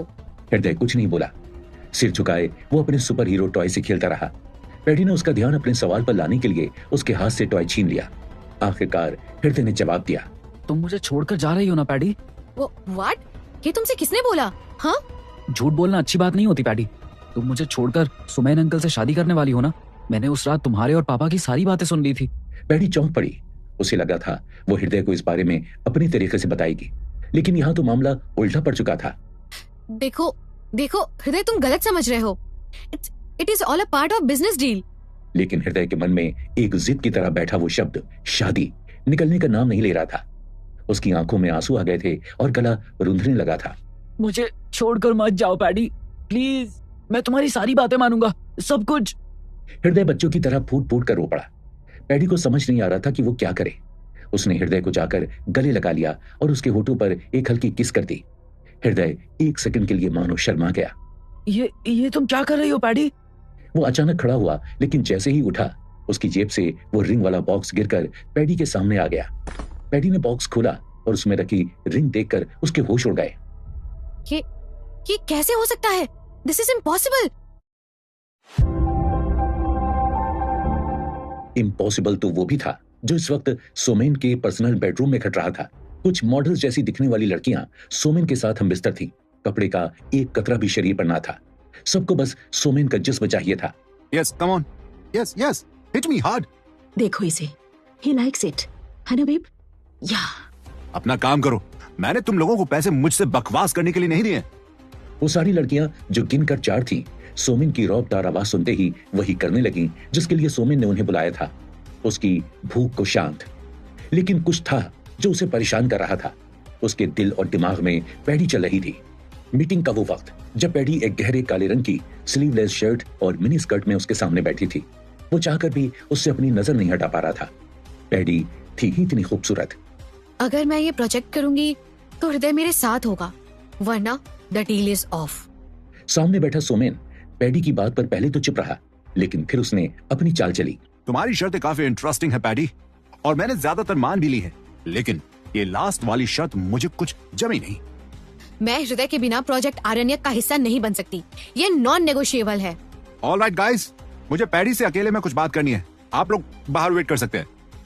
मिस्टर चतुर्वेदी इस डिमांड को लेकर थोड़े नाखुश दिखाई दिए। मिस्टर आलूवालिया, चतुर्वेदी आर्टिफैक्ट्स का चेयरमैन होने के नाते मेरे बिना कोई भी डील्स फाइनल नहीं हो सकती। चतुर्वेदी जी, आपकी अगर इतनी हैसियत होती तो मैं शुरू से आपसे डील कर रहा होता, पैडी से नहीं। So if you can please wait outside. सब जानते थे कि सोमेन कितना जिद्दी है, लेकिन उसके इस बिहेवियर ने इस बार माणिक को भी गुस्सा दिला दिया था। उसने कड़क आवाज में कहा, bro this is not cool, भूल मत, ही इज माय डैड। मैं दोबारा नहीं बोलूंगा। मैं नहीं, या तो तुम लोग इस कमरे से बाहर जाओगे या फिर मैं इस डील से। फैसला आपके हाथ में है। सब जानते थे कि सोमेन बहुत जिद्दी है, वो कभी ना नहीं सुन सकता। पैडी ने सबको इशारा करके बाहर जाने की सलाह दी। मीटिंग रूम में अब वो दोनों अकेले थे। What the hell are you doing, Somen? क्या है ये सब? सोमेन मुस्कुराया और पैडी की तरफ बढ़ा। पैडी थोड़ी अनकंफर्टेबल महसूस कर रही थी, लेकिन उसने अपना पेशेंस बनाए रखा। सोमेन उसके बिल्कुल करीब आ चुका था। उसने उसकी आंखों में देखते हुए कहा, मुझे तुम्हारी तीनों शर्त मंजूर है, लेकिन मेरी भी एक शर्त है। मैं आपकी सारी कंडीशंस फुलफिल कर रही हूँ मिस्टर अहलूवालिया, अब और नहीं। कंडीशन तो तुम्हें सुननी भी पड़ेगी पैडी, और माननी भी। हमने तुम्हारी कंपनी के सामने सिर्फ 2 शर्तें रखी थी। 300 करोड़ का बैंक्स को payment on behalf of Chaturvedi artefacts, और मेरी तुम्हारी शादी। लेकिन टेक्निकली अगर देखा जाए तो तुम्हारी 3 शर्तों के बदले मेरी 3 शर्तें। I think it's a fair. Paddy ने एक गहरी सांस ली, जैसे वो सोमेन का मन और दिमाग पढ़ने की कोशिश कर रही हो। उसने कुछ सोचते हुए कहा, ठीक है, क्या चाहते हो? क्या है तुम्हारी तीसरी शर्त? सोमेन मुस्कुराया और पैडी के कानों के पास जाकर फुसफुसाते हुए बोला, तुम्हारे होठों पर एक प्यारा सा किस, वो भी राइट नाउ। अगर आम दिन होता तो इस बदतमीजी के लिए पैडी सोमेन को उसकी नानी याद दिलाने से पीछे नहीं हटती, लेकिन कुछ था जो उसे रोक रहा था। हृदय को लेकर उसका प्यार। उसका फोन एक बार फिर बज उठा था। सोमेन ने उसे डिस्कनेक्ट कर टेबल पर फेंक दिया। हे, मेरा phone? I am waiting paddy. Paddy जानती थी कि हृदय के बारे में था। प्रोजेक्ट आरण्यक की जरूरत उसे भी थी, इसीलिए उसने कुछ ऐसा करने का फैसला किया जो उसके लिए भी शॉकिंग था। अगर मेरा बस चलता तो मैं तुझे 100 जूते मार, मुंह पर काली पोत गधे पर बैठाकर पूरे शहर में तेरी परेड करवाती Somen. But this is not the right time. इतना बोलते ही पैडी ने अचानक सोमेन के होठों को चूमना शुरू कर दिया, जैसे ये आखिरी कुर्बानी थी जो उसे हृदय को वापस लाने के लिए देनी थी। इस किस का असर क्या था इसका अंदाजा इसी बात से लगाया जा सकता था कि सोमेन भले ही प्रेजेंट में 4 खूबसूरत और अट्रैक्टिव लड़कियों के साथ हमबिस्तर था, लेकिन उसके जहन में सिर्फ वो किस घूम रहा था और उसकी जुबान पर सिर्फ एक ही नाम था, paddy, I love you god damn it. बस एक बार तुम मेरी हो जाओ, I will be the king of this world. Somen के हार्मोन्स अब उस पर हावी हो चुके थे। उसने सभी लड़कियों का बराबर शिकार किया, सबको अपनी मर्जी से नोचता गया, मानो लड़कियां नहीं खिलौने थे और कुछ नहीं। बेड में वो इंसान कम और जानवर ज्यादा लग रहा था। मिस्टर आलूवालिया, मुझे छोड़िए, दर्द हो रहा है। You are hurting me. लेकिन सोमेन नहीं रुका। उसके सिर पर जैसे खून सवार था। उसने सामने पड़ी एक बेल्ट उठाई और उसका फंदा बनाकर एक लड़की के गले में डाल दिया। कनिका, हेल्प। पर बाकी लड़कियां, जिनमें से एक का नाम कनिका था, उसने सोमेन की पकड़ से उस लड़की को छुड़ाने की खूब कोशिश की, लेकिन सोमेन पर भूत सवार था। मिस्टर आलूवालिया, प्लीज छोड़ दीजिए उसे, शी इज डेड। कमरे में सन्नाटा पसरा था। सोमेन अब शांत हो चुका था। वो एकटक सामने पड़ी लाश को देख रहा था, मानो कुछ सोच रहा हो। Let me fix this for you girls. इतना बोलकर सोमेन अंदर गया और एक बड़ा सा बैग उठाकर बाहर लाया। उसने बैग लड़कियों के सामने पटका और कहा, 50 crore, take this and fix this for me. Kanika, ये तीसरी बार हुआ है सोमेन। इस तरह से मैं और लड़की अरेंज नहीं कर पाऊंगी। कभी ना कभी किसी ना किसी को पता चल ही जाएगा। Why don't you understand? Somen ने उसे खौफनाक नजरों से देखा और गुर्राया। मैं ना होता तो मेरी फैमिली नाला सुपारा के उस गटर जैसे घर में सड़ रही होती। रही बात इन लड़कियों की, तो भूल मत, तेरी मॉडलिंग एजेंसी मेरे इन्वेस्टमेंट पर चलती है। चाहे तो मैं उसके पेमेंट्स रोक सकता हूँ। कनिका ने गहरी सांस ली और अपने कपड़े पहनते हुए कहा, इस बार डबल लगेगा। जितना चाहिए विक्टर से बोल के ले लो। Now go and do your bloody job. जहां एक तरफ सोमेन आहलूवालिया की हवस ने एक लड़की की जान ले ली थी, वहीं दूसरी तरफ चतुर्वेदी मेंशन में माणिक वहां मौजूद जर्नलिस्ट से अपने आप को बचाता दिख रहा था। देखिए पद्मिनी ठीक है, बट वो अभी किसी से मिलना नहीं चाहती। She is in shock. I request the media to give us some space. Padmini Chaturvedi उर्फ पैडी सोशल सर्कल्स में एक जाना माना नाम थी। मीडिया ऐसे सेलेब से जुड़ी न्यूज को भुनाने का कोई मौका नहीं छोड़ती थी। लेकिन उस लड़के के बारे में क्या, मिस्टर माणिक, जिसने पद्मिनी की जान बचाई? माणिक रिपोर्टर्स के सवालों से परेशान होने लगा। वो कुछ उल्टा सीधा बोलता, उससे पहले मिस्टर चतुर्वेदी वहां आ पहुंचे और मामले को संभालते हुए बोले, देखिए जेंटलमैन, वो लड़का कौन था, क्या था, हम नहीं जानते। हमें जब तक कुछ समझ में आता वो जा चुका था। किसी भी सोशल मीडिया वीडियो में उस भीड़ की वजह से उसकी शक्ल नहीं दिख रही है। वो भीड़ में कहां गुम हो गया, वी डोंट नो। लेकिन वो जो भी था, हम उसे थैंक्स कहना चाहते हैं। उसकी वजह से आज पद्मिनी सेफ है। मिस्टर चतुर्वेदी ने हृदय की पहचान को मीडिया से तो छुपा लिया, लेकिन शांत होने की बजाय मीडिया उनसे और सवाल करने लग गई। आपको कुछ तो पता होगा चतुर्वेदी साहब। बिल्कुल, कहीं आप मीडिया से कुछ छुपा तो नहीं रहे? इनको लग रहा था कि मीडिया से डील करना आसान है। अब भुगतो। माणिक मन ही मन बड़बड़ाते हुए बोला। तभी अंदर का दरवाजा खुला और हृदय सबके सामने आ गया। उसे वहां देख मीडिया में एक नए सिरे से खुसर फुसर शुरू हो गई। अरे, ये तो वही है ना, पैडी का पागल पति? हाँ, वही है। अब आएगा मजा।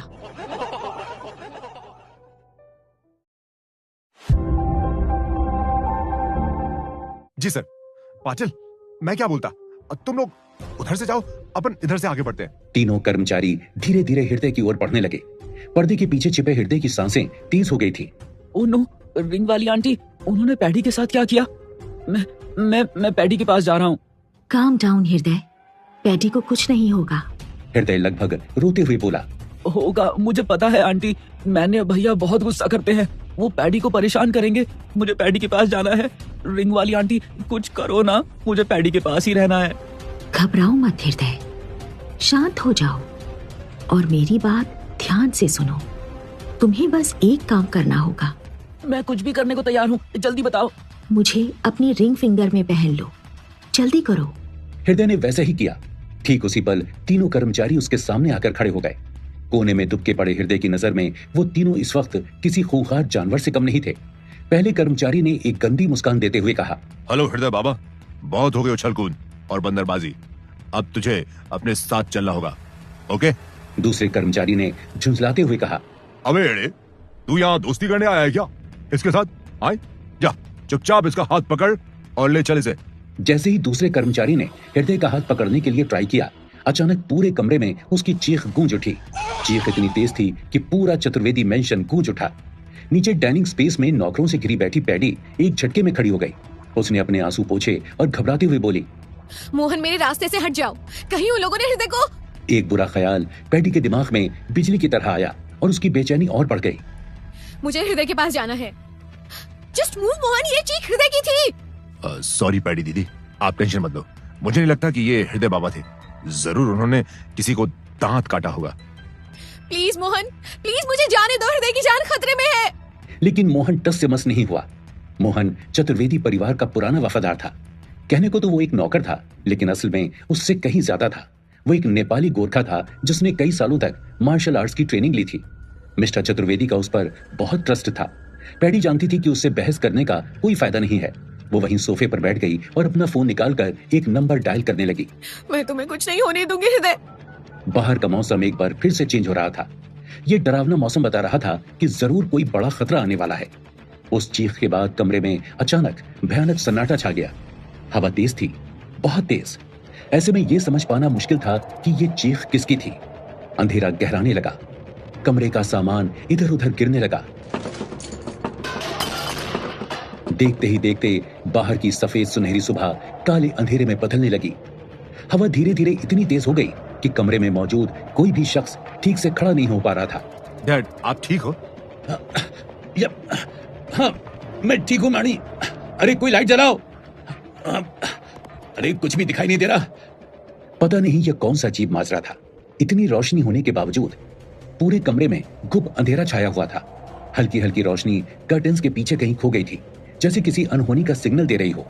चारों तरफ सन्नाटा था, लेकिन हवा में अजीब सी टेंशन तैर रही थी। इससे पहले कि कोई कुछ समझ पाता, दो भयानक चीखें कमरे में गूंज उठी, एक के बाद एक। ये आवाजें इतनी दर्दनाक थी कि दीवारें तक कांप उठी। और फिर धड़ाम, ऐसा लगा जैसे कोई भारी चीज जमीन पर गिर पड़ी हो। कुछ बहुत बड़ा, बहुत हैवी, शायद कोई इंसान। मिस्टर चतुर्वेदी ने घबराते हुए माणिक को आवाज दी। मैंने ये कैसी आवाज थी? तुम ठीक तो हो? ये हाँ डैड, मैं देखता हूँ। पांचल, विष्णु, अरे कोई कुछ बोल क्यों नहीं रहा? माणिक के बार बार बुलाने पर भी किसी ने कोई आवाज नहीं दी। कमरे में सन्नाटा पसरा था, लेकिन हवा अब भी अजीब सी बेचैनी से बह रही थी, जैसे किसी अनहोनी की गवाही दे रही हो। माणिक किसी तरह हवा की झोंकों से जूझता हुआ कर्टेन्स की तरफ बढ़ा। हो ना हो, ये उस पगले की ही करतूत है। आज तो मैं उसे जिंदा नहीं छोड़ूंगा। गुस्से से तमतमाया माणिक विंडो की तरफ बढ़ा, जहां हृदय छुपा हुआ था। लेकिन तभी ठक, उसका पैर किसी चीज से टकराया। माणिक एक झटके से रुक गया। अचानक उसकी सांसें तेज हो गईं। उसने धीरे धीरे नीचे देखा, लेकिन अंधेरे में कुछ भी क्लियर नजर नहीं आया। माणिक ने कांपते हाथों से टॉर्च जलाकर अपने पैरों की तरफ लाइट डाली, और बस अगले ही पल उसकी रूह कांप गई। टॉर्च की लाइट में तीनों मानसिक अस्पताल के कर्मचारियों की बेहोश पड़ी बॉडी जगमगा उठी। उनके चेहरे जख्मी थे, कपड़े अस्त व्यस्त, और शरीर पर गहरे चोट के निशान साफ दिखाई दे रहे थे। कोई हिल भी नहीं पा रहा था। माणिक का गला सूख गया। वो एक कदम पीछे हटा। ओह गॉड, नॉट अगेन। माणिक की आंखें जमीन पर पड़े बेहोश कर्मचारियों पर टिकी थी। उसका दिल जोरों से धड़क रहा था। माथे पर पसीने की बूंदें छलक आई थी। वो इस डरावनी चुप्पी के बीच अपनी सांसों को कंट्रोल करने की कोशिश ही कर रहा था कि एक आवाज उसके कानों से टकराई। अरे ओ मैनी भैया, जरा इधर तो देखो, देखो देखो। माणिक को जैसे करंट लग गया। ये आवाज हृदय की थी।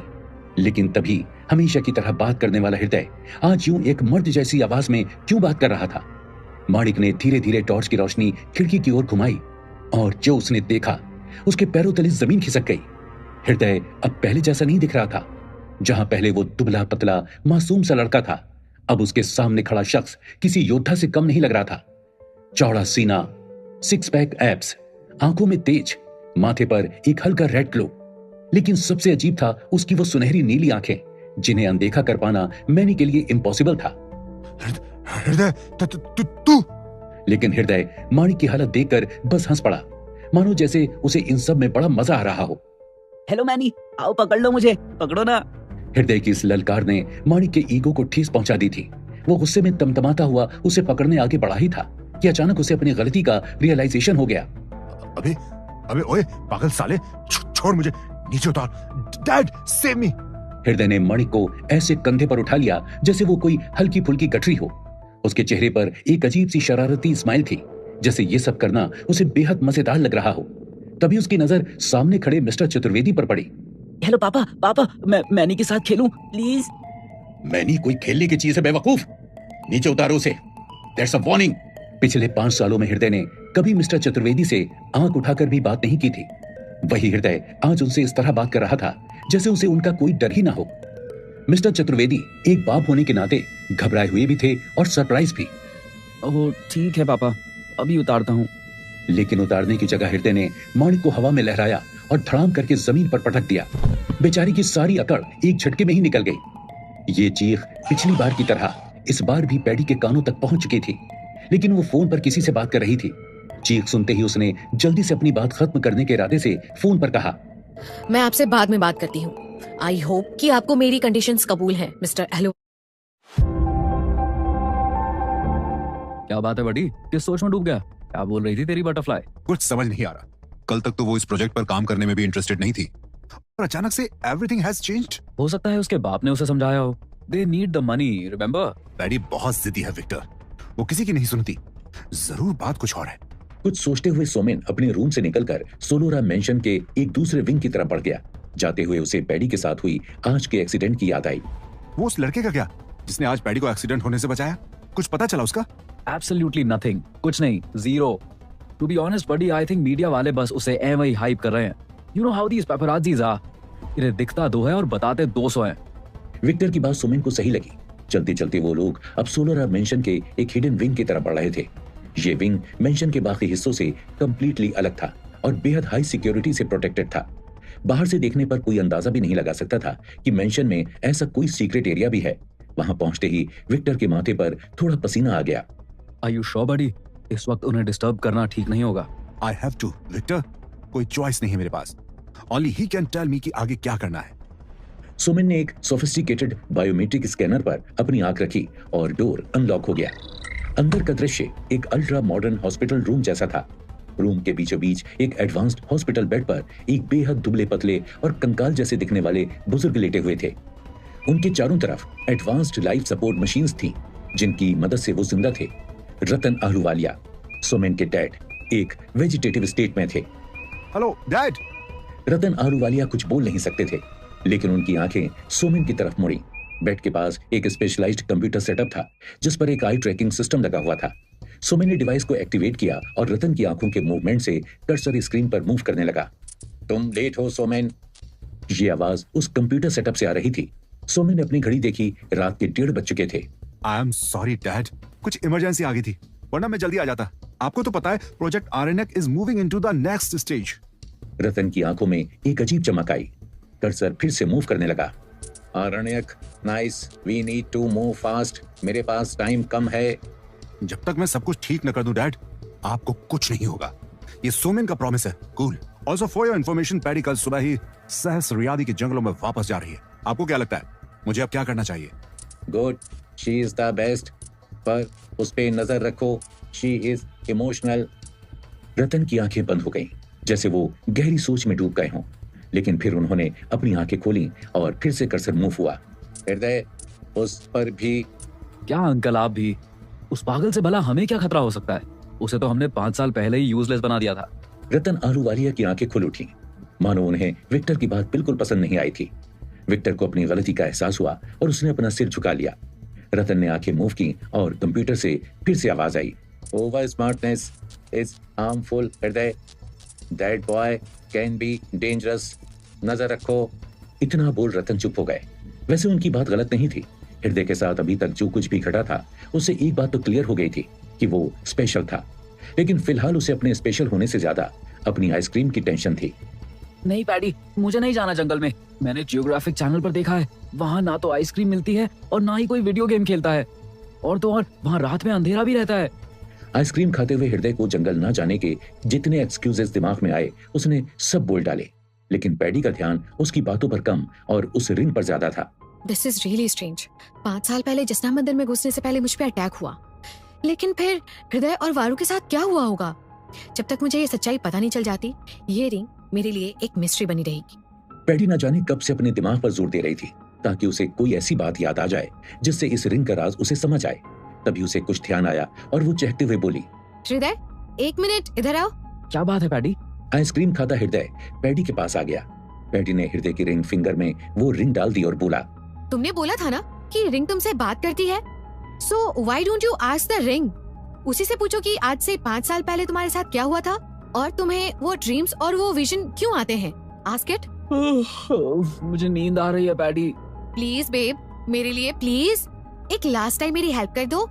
देखो, मैंने अपना वादा पूरा किया, तुम्हारे लिए चोको चिप्स वाली आइसक्रीम लेकर आई, अब तुम्हें मेरी हेल्प करनी होगी, राइट? हृदय पैडी की रिक्वेस्ट को नजरअंदाज नहीं कर पाया और मुंह बनाते हुए उस रिंग से बात करने की कोशिश करने लगा। रिंग वाली आंटी, हेलो, क्या आप मुझे सुन सकते हो? हेलो, आवाज आ रही है? लेकिन रिंग से कोई आवाज नहीं आई, न ही उसमें से कोई ऐसी सुनहरी लाइट बाहर आ रही थी जिससे उसके मैजिकल होने का सबूत मिल पाता। वो एक साधारण अंगूठी जैसी थी। हृदय ने काफी बार ट्राई किया लेकिन रिंग से कोई आवाज नहीं आई। हृदय ने लाचारी भरी नजरों से पैडी को देखा। पैडी चिल्ला उठी। Damn it! तभी कमरे का दरवाजा खुला और मिस्टर चतुर्वेदी कमरे में दाखिल हुए। उन्हें वहां देख हृदय ने फटाफट वो रिंग अपनी पॉकेट में छुपा ली। क्या बात है भाई, तुम दोनों मुझे यहाँ देखकर घबरा क्यों गए? Should I come later? नहीं डैड, वो बस हम कल के ट्रिप की प्लानिंग कर रहे थे। Nothing serious, please come. Mister Chaturvedi paddy के एक्सक्यूज को सच मान बैठे। उन्होंने अपना हाथ आगे बढ़ाया, उसमें आरण्यक कथाएं बुक थी। उन्होंने बुक पैडी के पास रख दी और बोला, मैंने सोचा तुम्हारे जाने से पहले ये बुक तुम्हें दे दूं। It will help you guys. Thanks dad. I don't know ये कितना हेल्प करेगा, बट थैंक्स। वैसे आपको कुछ और काम था? हाँ, लेकिन तुमसे नहीं, हृदय से। इतना बोलकर मिस्टर चतुर्वेदी ने पैडी के सिर पर हाथ फेरा और फिर हृदय के पास जाकर बैठ गए। पूरे कमरे में सन्नाटा था जो मिस्टर चतुर्वेदी की भारी भरकम आवाज से टूट गया। हृदय, वेल, मैं जानता हूं कि पास्ट में मैंने और मेरी फैमिली ने तुम्हारे साथ अच्छा बिहेव नहीं किया है। बिजनेस की टेंशन में मैंने कई बार तुम्हें बुरा भला भी कहा।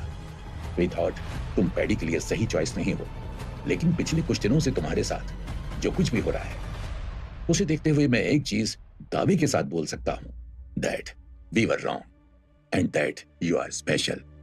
क्या बात है dad? Is everything all right? Mister Chaturvedi ने गहरी सांस ली और अपना सिगार जलाते हुए बोले, जसना के टेंपल को कोई आम ट्राइबल टेंपल समझने की कोशिश मत करना पैडी। तुम अंजाम जानती हो। एक अच्छा आर्कियोलॉजिस्ट वही होता है जो अपने साथ की हर चीज की रिस्पेक्ट करता है और हिस्ट्री को कभी अंडर एस्टिमेट नहीं करता। याद रहे पैडी, ये सिर्फ खोज नहीं है बल्कि एंशिएंट सिविलाइजेशंस के प्रति एक रिस्पॉन्सिबिलिटी भी है। याद रखना, वहां बहुत कुछ है जो हमारी तुम्हारी समझ से परे है। पैडी ने अपने पापा की हाँ में हाँ मिलाई। आई गेट यू डैड, पर आपको हृदय से क्या काम था, वो तो बताओ। हृदय का नाम सुन मिस्टर चतुर्वेदी हृदय की तरफ मुड़े और उसकी आंखों में देखते हुए बोले, हृदय, मुझे तुमसे एक प्रॉमिस चाहिए।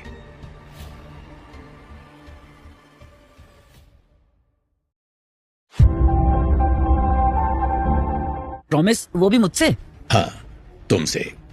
प्रॉमिस में हृदय, प्रॉमिस करो मुझसे कि तुम पैडी का ध्यान रखोगे। You have to keep her safe. Hriday का दिल और दिमाग भले ही बच्चे जैसा था, लेकिन मिस्टर चतुर्वेदी के इमोशंस को वो भली भांति समझ रहा था। उसने उनके हाथ पर हाथ रखा और उन्हें हिम्मत दिलाते हुए बोला, मैं प्रॉमिस करता हूँ पापा, पैडी को मैं हमेशा सेफ रखूंगा। Pinky promise. हृदय का पिंकी प्रॉमिस मिस्टर चतुर्वेदी के दिल को छू गया। उनकी आंखों में एक अजीब सी चमक थी, मानो वो जानते हों कि अगले कुछ दिनों में क्या होने वाला है। वो बिना कुछ और कहे धीरे से कमरे से बाहर निकल गए। अगली सुबह सूरज निकलने से पहले ही गुरांशा हेलीपैड पर हृदय, पैडी और मैनी तीनों जमा थे। कुछ ही देर में वो वहां से हेलीकॉप्टर की मदद से जंगलों की तरफ जाने वाले थे। पैडी ने हृदय और मैनी को समझाने के इरादे से कहा, गाइस, हमारे पास ज्यादा समय नहीं है। हेलीकॉप्टर 15 मिनट में उड़ान भरेगा और हम 3 घंटे में एक्सपीडिशन साइट पर होंगे। वेदर रिपोर्ट्स के हिसाब से सह्याद्री का मौसम सामान्य है, लेकिन इन जंगलों का कुछ कहा नहीं जा सकता, इसलिए बी केयरफुल, बी सेफ। तभी मैनी का फोन बज उठा। एक्सक्यूज मी पैडी, मुझे ये कॉल लेनी होगी। इतना कहकर मैनी एक कोने में चला गया। तभी पैडी का ध्यान हृदय पर गया। वो मुंह बनाए बैठा था। पैडी उसके पास गई और उसके गले में हाथ डालते हुए बोली, क्या बात है बेब, ये तुम्हारे चेहरे पर हवाइयां क्यों उड़ी हुई हैं? एक मिनट, तुम्हें आज भी हाइट से डर लगता है ना? हृदय ने तिरछी नजरों से मैनी को देखा, मानो वो जानबूझकर उसकी बातों को नजरअंदाज कर रहा हो। लेकिन तभी उसकी नजर मैनी पर गई। ये मैनी भैया इतनी सुबह किससे बात कर रहे हैं? होगा कोई उसका दोस्त जिसे मैनी अपने बिजनेस आइडियाज बता रहा होगा। हमें क्या करना? मुझे वो अच्छे नहीं लगते पैडी, मैं उनके साथ नहीं जाना चाहता। मैनी हमारे साथ वहाँ हमारी मदद करने आ रहा है हृदय, और चिंता मत करो, वो तुम्हें बिल्कुल परेशान नहीं करेगा, और अगर उसने परेशान किया तो मैं अपनी सुपर पावर से उसे चॉकलेट आइसक्रीम में बदल दूंगा, वो भी चॉकलेट चिप वाली। पैडी हंस पड़ी और हृदय के गाल पर एक छोटी सी पप्पी जड़ती। हृदय शर्मा गया। थोड़ी ही देर में दोनों एक बार फिर उसी जंगल में वापस जाने वाले थे जहाँ से ये बदलाव शुरू हुआ था। इधर मैनी अभी भी फोन पर था, लेकिन उसकी बातों से समझ आ रहा था कि ये कोई बिजनेस आइडिया डिस्कस करने वाला दोस्त नहीं था। हाँ, हम निकल रहे हैं। सब कुछ प्लान के अकॉर्डिंग हो रहा है। मुझे पूरा यकीन है कि मैं जल्द ही इस पागल की सच्चाई पूरी दुनिया के सामने ला दूंगा, और फिर ये दुनिया माणिक चतुर्वेदी का रिवेंज देखेगी। Wish me luck. दूसरी तरफ से कुछ आवाज आई। नहीं, टेंशन मत लो, किसी को कुछ पता नहीं चलेगा। मैंने सब सोच लिया।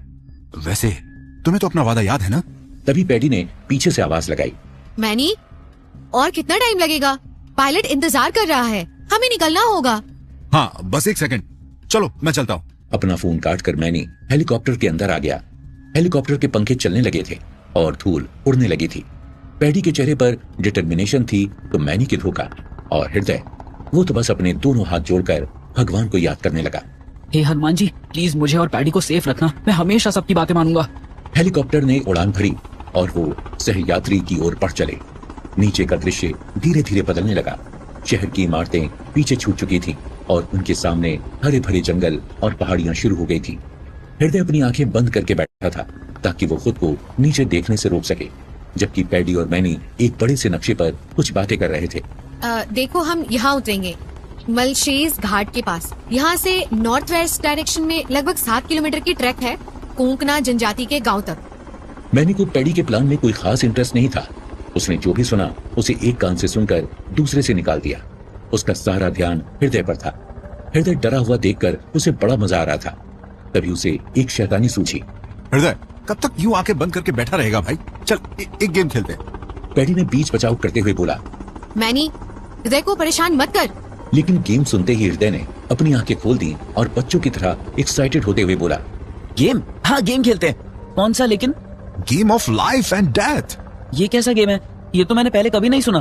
पैडी ने फिर से बीच बचाव करना चाहा, लेकिन मैनी ने उसकी बात को अनसुना करते हुए कहा, अगर तू इस हेलीकॉप्टर से नीचे कूदा तो मैं तुझे जो भी टॉयज चाहिए वो लेकर दूंगा, डी, वो भी अभी के अभी। हृदय मैनी की बातों में आ गया। उसने नीचे झांका। वो इस वक्त जमीन से बहुत ऊपर थे, लेकिन नीचे का नजारा हद से ज्यादा खूबसूरत था। घना जंगल, ढेरों नदियां और ऊंचे ऊंचे पहाड़। सह्याद्री की खूबसूरती देखते ही बनती थी, लेकिन हृदय के तो मानो हाथ पैर फूलने लगे। उसका दिल घबराने लगा। बाप रे, मुझे नहीं खेलना ये गेम। टॉय लेने के चक्कर में मेरे हाथ पैर टूट जाएंगे। क्या बच्चों जैसी बातें करता है हृदय? तू तो हाथ से कार रोक सकता है, मुझे हवा में उछालकर जमीन पर पटक सकता है, फिर ये क्या चीज है? Come on bro. अब पैडी के सब्र का बांध टूट गया था। वो कड़क आवाज में बोला, इनफ मैनी, हृदय को परेशान करना बंद करो।